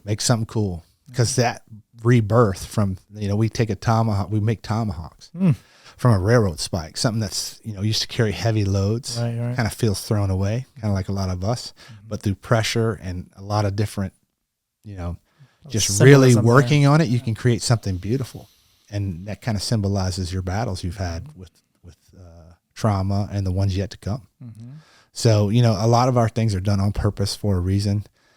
It makes sense, and then those times too, we also do our one-on-one. So each warrior has 2 assigned therapists. Like I said before, a licensed chemical dependency counselor and a licensed professional counselor. They'll see them twice a week, each in an individual session, and they also see them each in a mini caseload group. So they may have 9 or 10 warriors in their group, Alpha, Bravo, Charlie, and those 2 clinicians lead that group.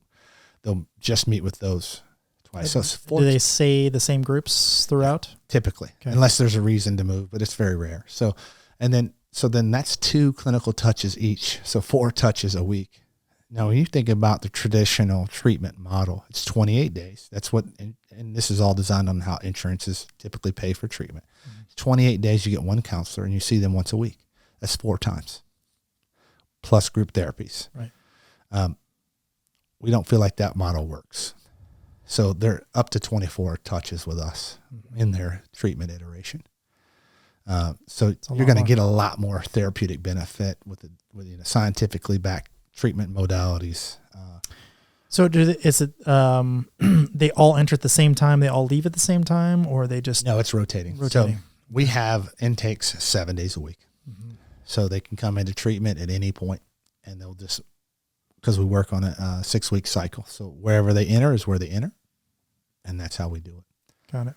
So it's amazing to see, because they don't believe it at first, because we meet every warrior with welcome home, right? It's not a hospital waiting room. It's a beautiful home that our intake building is set in, and our staff meets them with that. And we have to do some things like, do a search, right, on their, but it's their stuff. So they get to help us with that. It's not something that we're doing that's punitive. Hey, we need to go through your things. Is that okay? Sure. If you wouldn't mind holding up your, and that's what we do. Yeah. It can feel very punitive if you go in and you're waiting 8 hours to see anyone, and then let's go through, and it just feels very cold. So our goal is when they get there, we do give them a COVID test. We're one of the only facilities on the country that has our own testing lab on site. So within 15 minutes, we can know.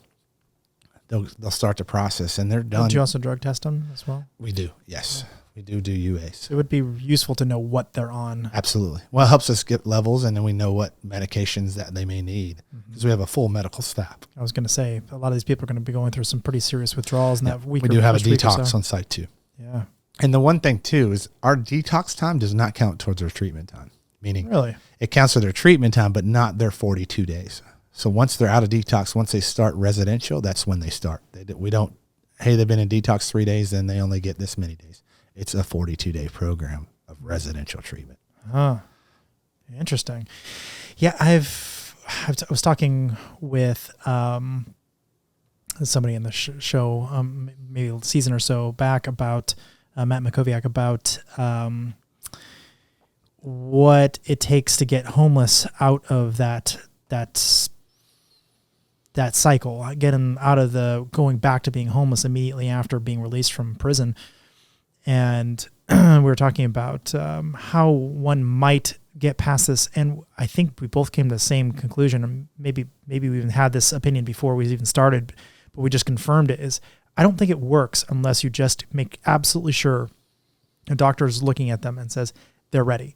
If they aren't ready, they're not ready. It might take them another week to be ready. And if you just let them out right now, they're going to go right back. Exactly. As soon as they're ready, that's when they're ready. And it takes somebody who's skilled enough to understand what the difference of those two things are, who's going to be able to see through the lies and see, their body language is telling me they still have some pretty strong needs for drugs, et cetera. I think that just, kind of accentuates the point that they need a good aftercare program, because this isn't just a 42-day thing. We need to follow them as long. We work with like Track 9 to follow them for up to 12 months. Excuse me.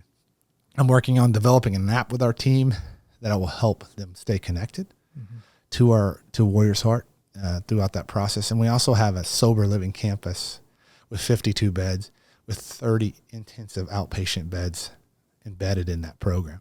So they can opt to go to that program as well. for long-term recovery. We have warriors that have been in our sober living program for over 2 years, and they just decided to make this part of their lifestyle. Mm-hmm. That's interesting. So what do you feel about the value of group therapy in particular? Is that really useful? I mean, I've heard sort of mixed feelings about it. You know, the strongest person in the group, the most dominant personality is going to take over, or no, this changed my life. This is the right way to do it. And maybe they're the ones talking. I don't know.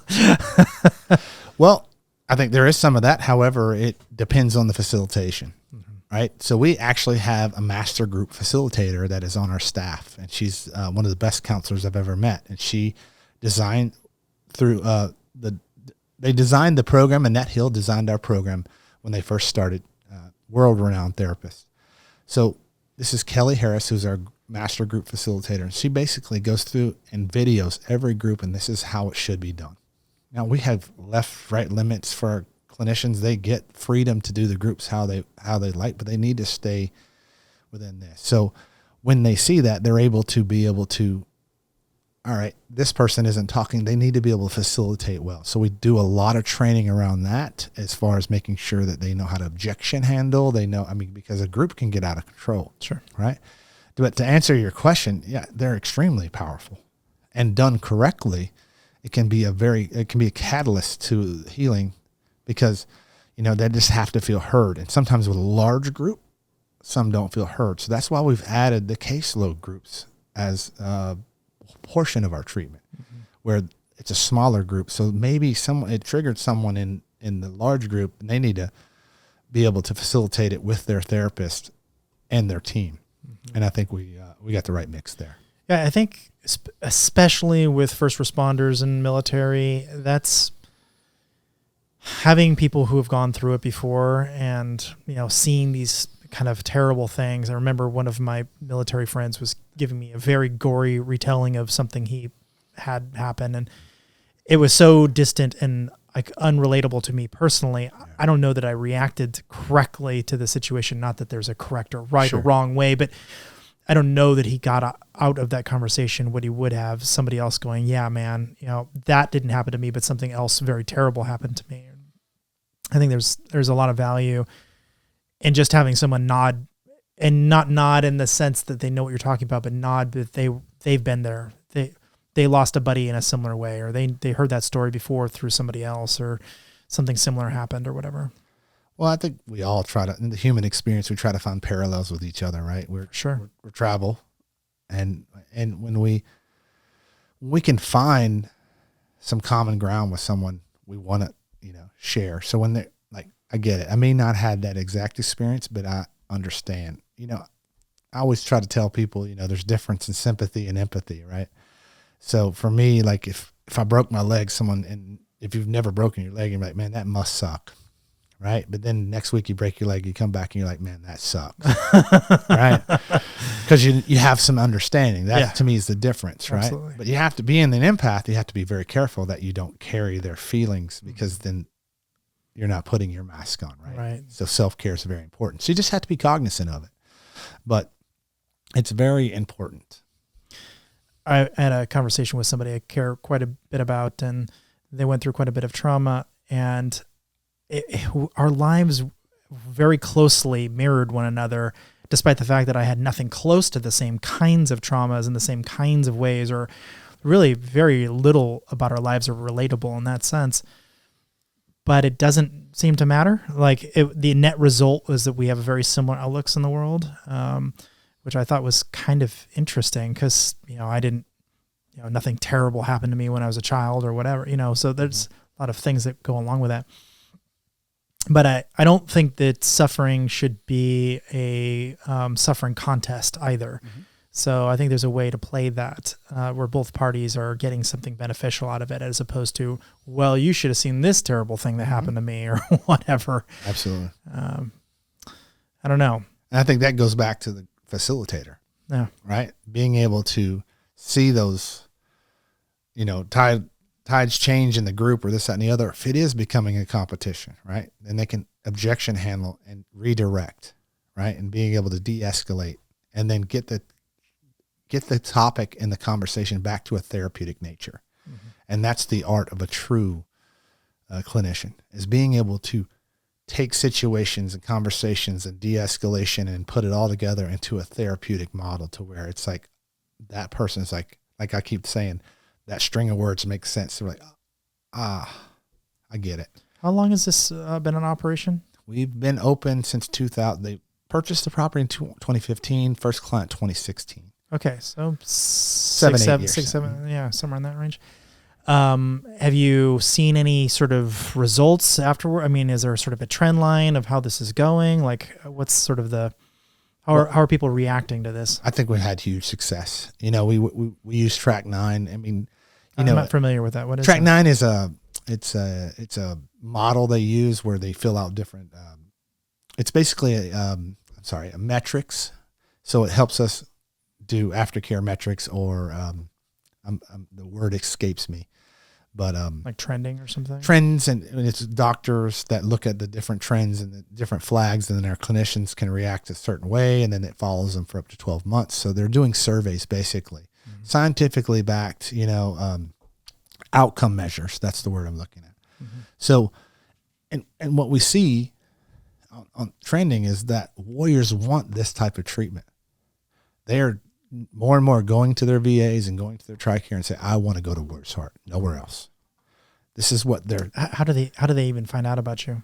Well, through websites. We've done different documentaries. We have, partnerships with companies that warriors resonate with, like Black Rifle Coffee. Mm-hmm. Matt and Evan have been supporters of our company since we opened. They provide all the coffee for the treatment center. Mm-hmm. And then just, a lot of times it's word of mouth. Our warriors will leave and go, I've been sober for 2 years. You should go to Warriors Heart, because we all know someone struggling. Mm-hmm. It's unfortunate, but I don't know a veteran that doesn't know 10 veterans that are struggling. And so they're like, a lot of times they're like, you need to go. I went to Warriors Heart. You need to go. So how much... It seems to me like part of the problem is people come out of the military, as you said, they have all these skills, and they're real skills. These are things they've fought hard for, literally in some cases fought for them. But they learn these very, very tough things to learn. And then they get in the civilian world and they can barely get a job at Taco Bell, barely, because they just don't translate well to the rest of the world.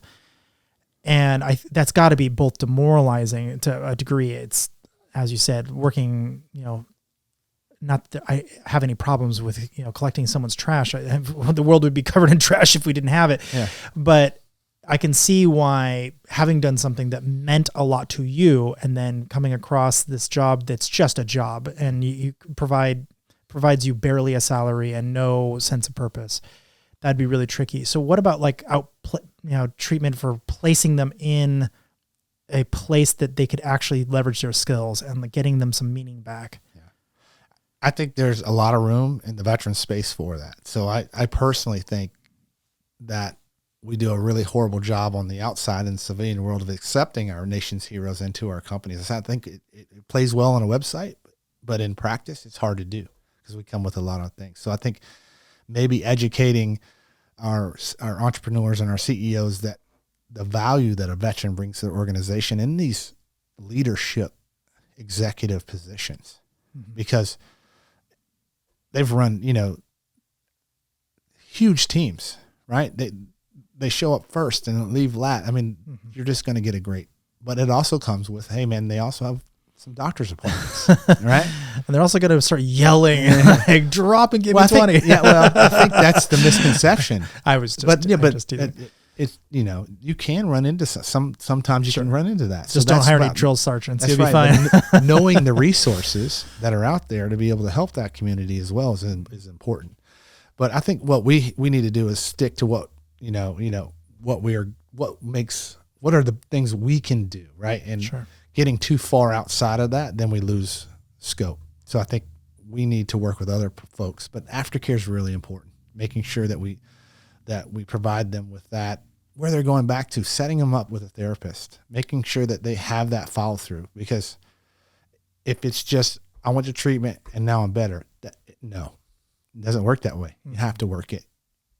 How many of the people who go through your clinic would you say are physically injured from combat? As a percentage, do you think?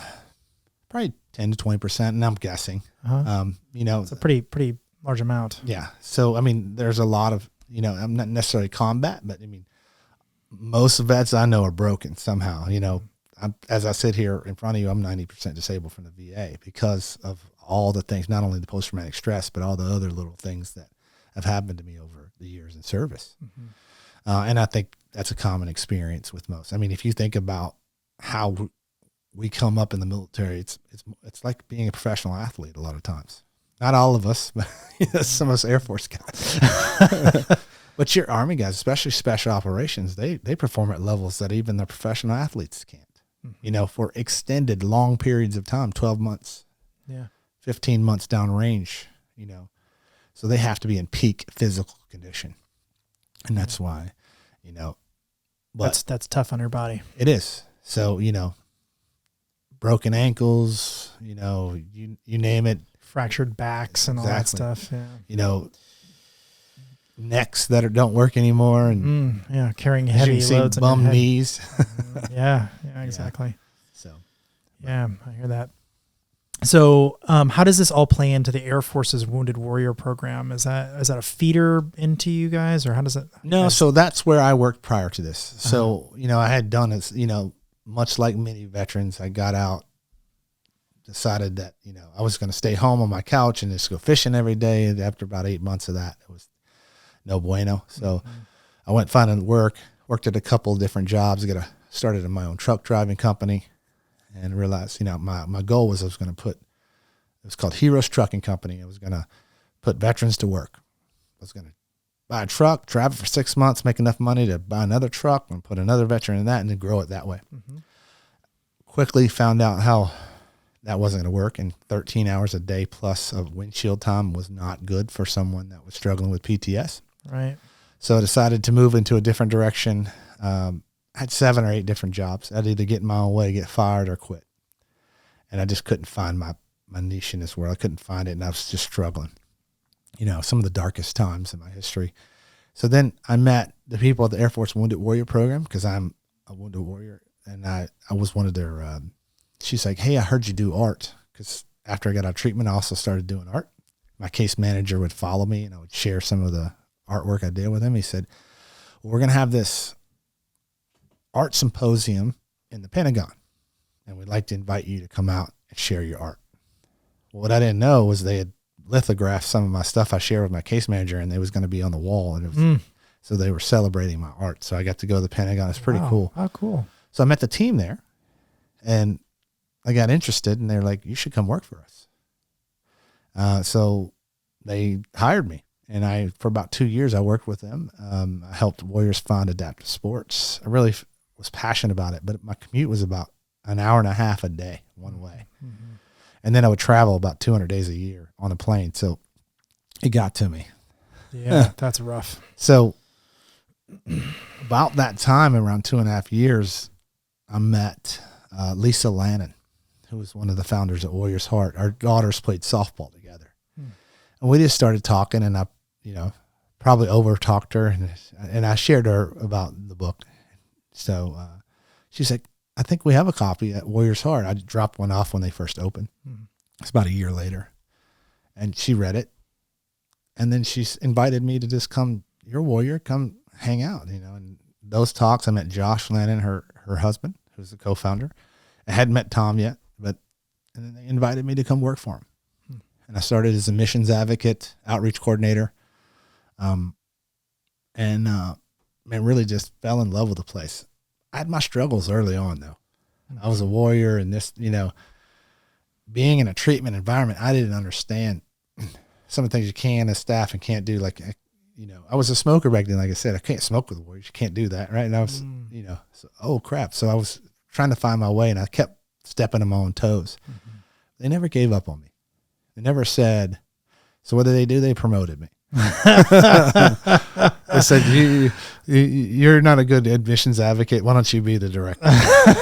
So they made me the admissions director, and I really fell in love with that position and their culture. I got, hang out with Tom, who's one of the most amazing humans on the planet, former Delta Force operator, and just such a humble, just a quiet professional, right? And they incorporated me into their family. And I have a 7-minute commute to work because I built this place in my backyard. So, and I just fell in love with the culture. I fell in love with helping warriors, and I fell in love with them as humans, right? And what they're doing. And I decided, I'm all in. So we did some professional leadership training. They really believe in treating their staff how they would want to be treated, right? In a workplace. So they provide us training. They took 17 of us to Africa, and we climbed Kilimanjaro, all because we need to live the very best lives we should, to show that these warriors that we can do it too. If they can do it, I can.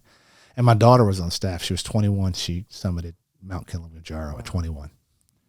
So, because she worked with us and she did all the work. It wasn't like, hey, you want a free trip to Africa? We had to do 8 months of homework and work and physical and all of it. We had to earn the right, just like our warriors make us earn the right to treat them. And we should, because they deserve it.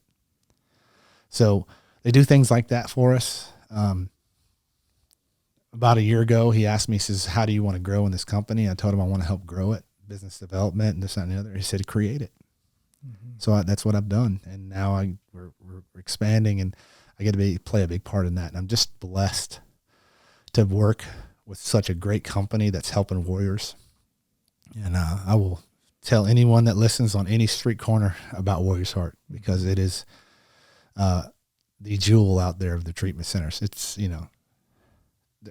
just some of the accolades, Joint Commission 3 times over, which is the creme de la creme of healthcare certifications. We were rated number 4 healthcare organization by Real Leaders magazine. So we're doing it, and we're doing it right. So I was going to ask about the dogs. Sure. Since you mentioned it in the book, I'm sorry, Chris, you were about to have a dog in your house. I was very convinced Justin would walk through the door with a dog. And so I apologize for not telling you ahead of time. It'd have been fine. Just kind of hang out in the corner, I guess. I don't know. Service animals have to be very, very, they can't be jumping around and licking everything. That's right. Robert, I'm a dog guy. I love dogs. Bring them all. We'll take them all. Okay, good to know. So just walk me through how that all started. How'd you get involved with that? And so when I moved to Kirtland, which was the duty station after my therapist told me I should, I was with my daughter, and I was having some struggles, and I thought it was cured, right? And I didn't know. And then I had those regressions where I saw those corner vans we talked about, but I was still very adverse to medication. And about that time, I met a guy named Jim Stanek it was one of these like on-base events where they were having like jump castles. So I picked my daughter up from the Child Development Center, which is the base daycare. I went over there and let her, and he come up, and he had this dog. He had this beautiful dog, and I was a dog guy. We had 3 dogs at the time. By the way, side note, we now have 5 because my wife works at a vet clinic. So I'm the crazy dog guy. But anyway, so I met him, and he I guess he sensed it on me because we can see each other a mile away. He goes, "Hey, brother, I don't know if you're struggling or not, but it looks like you are. And if you want some help, I got it." And I said, "Tell me more." So he handed me a pamphlet, and he said, "Just give me a call." So I was intrigued, because he had said I got the cure. And I was like, the cure? There's no cure. And so I had a like kind of bad reaction to those words. So I'm going to prove him wrong, right? The more I started looking into what he was doing and the science behind it, the more I was like, this may be it. Holy crap, he may not be blowing smoke. So I talked to my wife about it. We met with them and the trainers, and they agreed to take me on as a client. And I was the first active duty, because this was 2010, to be allowed to have a service animal on. So of course that put me in the front lines, right? Like cover of all Airman eyes on magazine. you. Yeah, cover of Airman magazine because like, hey, we're supporting PTS and this that, and the other. I didn't realize at the time that probably wasn't the right move. Why? How so? Because I was thrust into, this spotlight of, hey, look at what we're doing, right? Yeah, you weren't ready yet. Is what you're saying. I wasn't properly healing because I was too worried about what they did this. I have to act a certain way, right? And I can't, So I was repressing a lot of the things I was feeling because I didn't want to upset them because they put all this faith in me, right? So if I wasn't feeling like going to do a radio interview, I would go anyway because,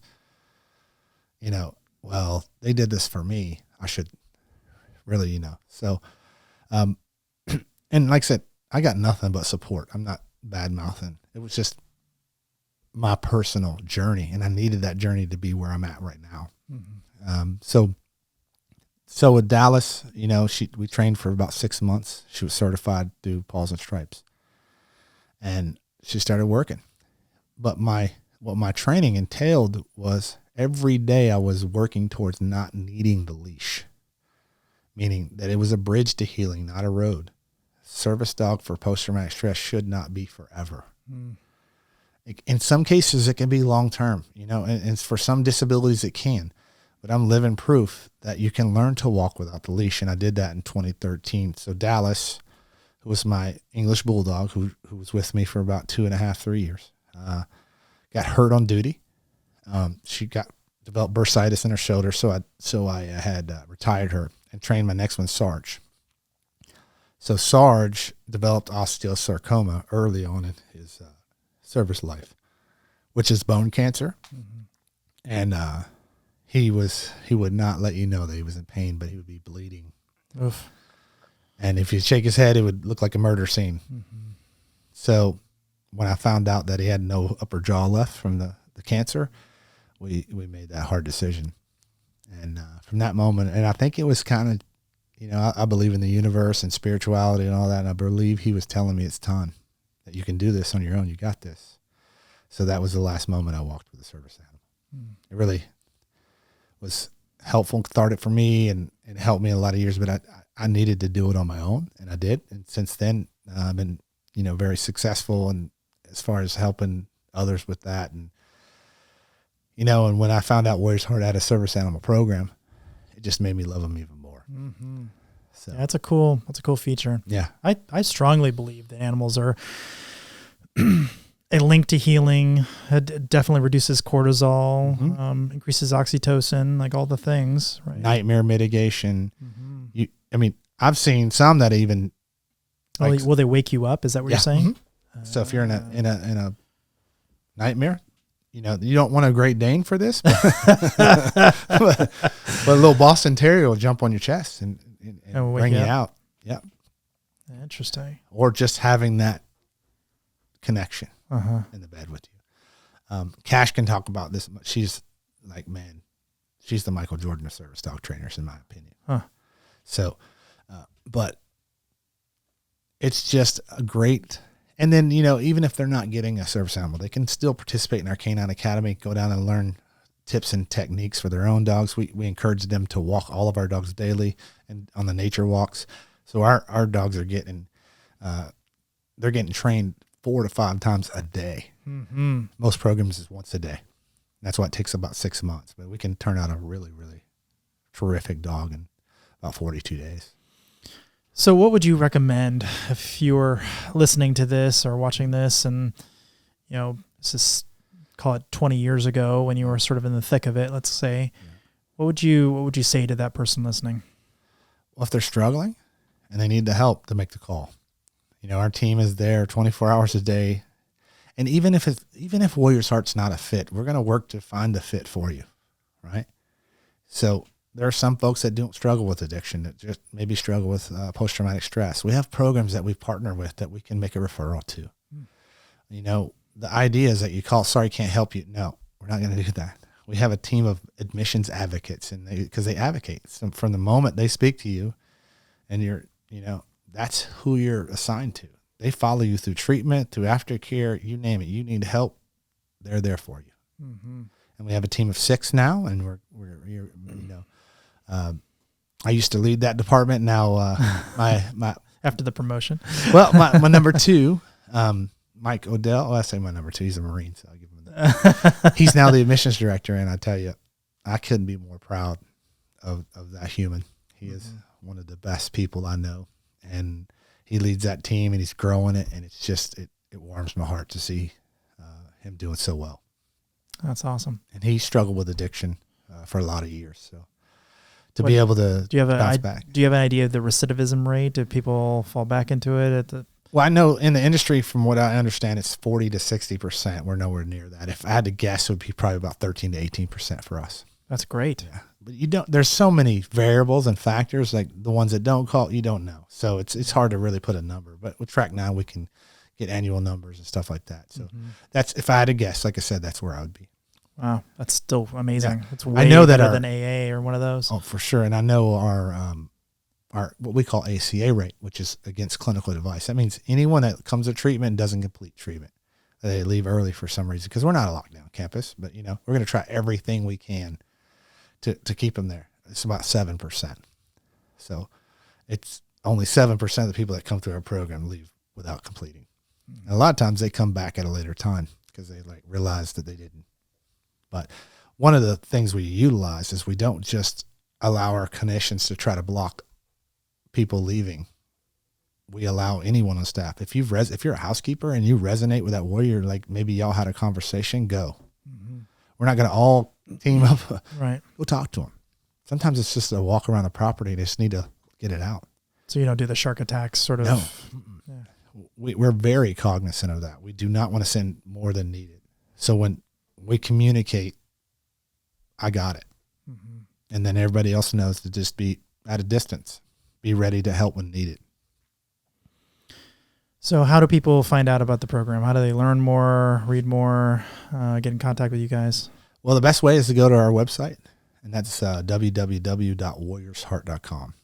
We're on social, Facebook. We just started a TikTok. That's been in this. All right. So we started a TikTok. Our media manager. It'll get banned by. Our media manager Mo loves doing new TikToks. He has some. He has Mike, our Marine, eating crayons on that thing. It's fun. But that's the way to find us. Also, there's a resource on there I wanted to share with your audience too. Yeah, please. So one of the things we talked about 12 steps briefly here. We are a 12-step program, but we created Warriors Anonymous, which is basically Warriors only AA. We've got it approved through Alcoholics Anonymous. So it's online resource, and they can start their own groups as well. We have the tools for them to do that. Like local groups? Yeah, even if they haven't gone through a program and they're qualified as a warrior and they need a meeting, and they can go on our website to the resources tab, find Warriors Anonymous, and find anything. It's cool. About how to do it. Never heard of that. Absolutely. That's great. So Tom helped create that because we needed a meeting for just us. Right. So there's several meetings hosted online a week. So if you're not able to get one, there's always a resource, or you can start your own. That's great. And how do people find the book or get in touch with you? Absolutely. So anywhere books are sold, Amazon's easiest typically. Barnes and Noble, Walmart, they all sell it. So and if you want to get in touch with me, Justin.Jordan at warriorsheart.com. That's great. Well, Justin, this has been a pretty harrowing thing to talk about. And I really appreciate you having a stiff upper lip about this whole thing. I know it's pretty traumatic, and I think a lot of people could do really well by some of these tactics and techniques and stuff. So thank you for sharing. Well, thank you. I appreciate it. Thanks for coming on.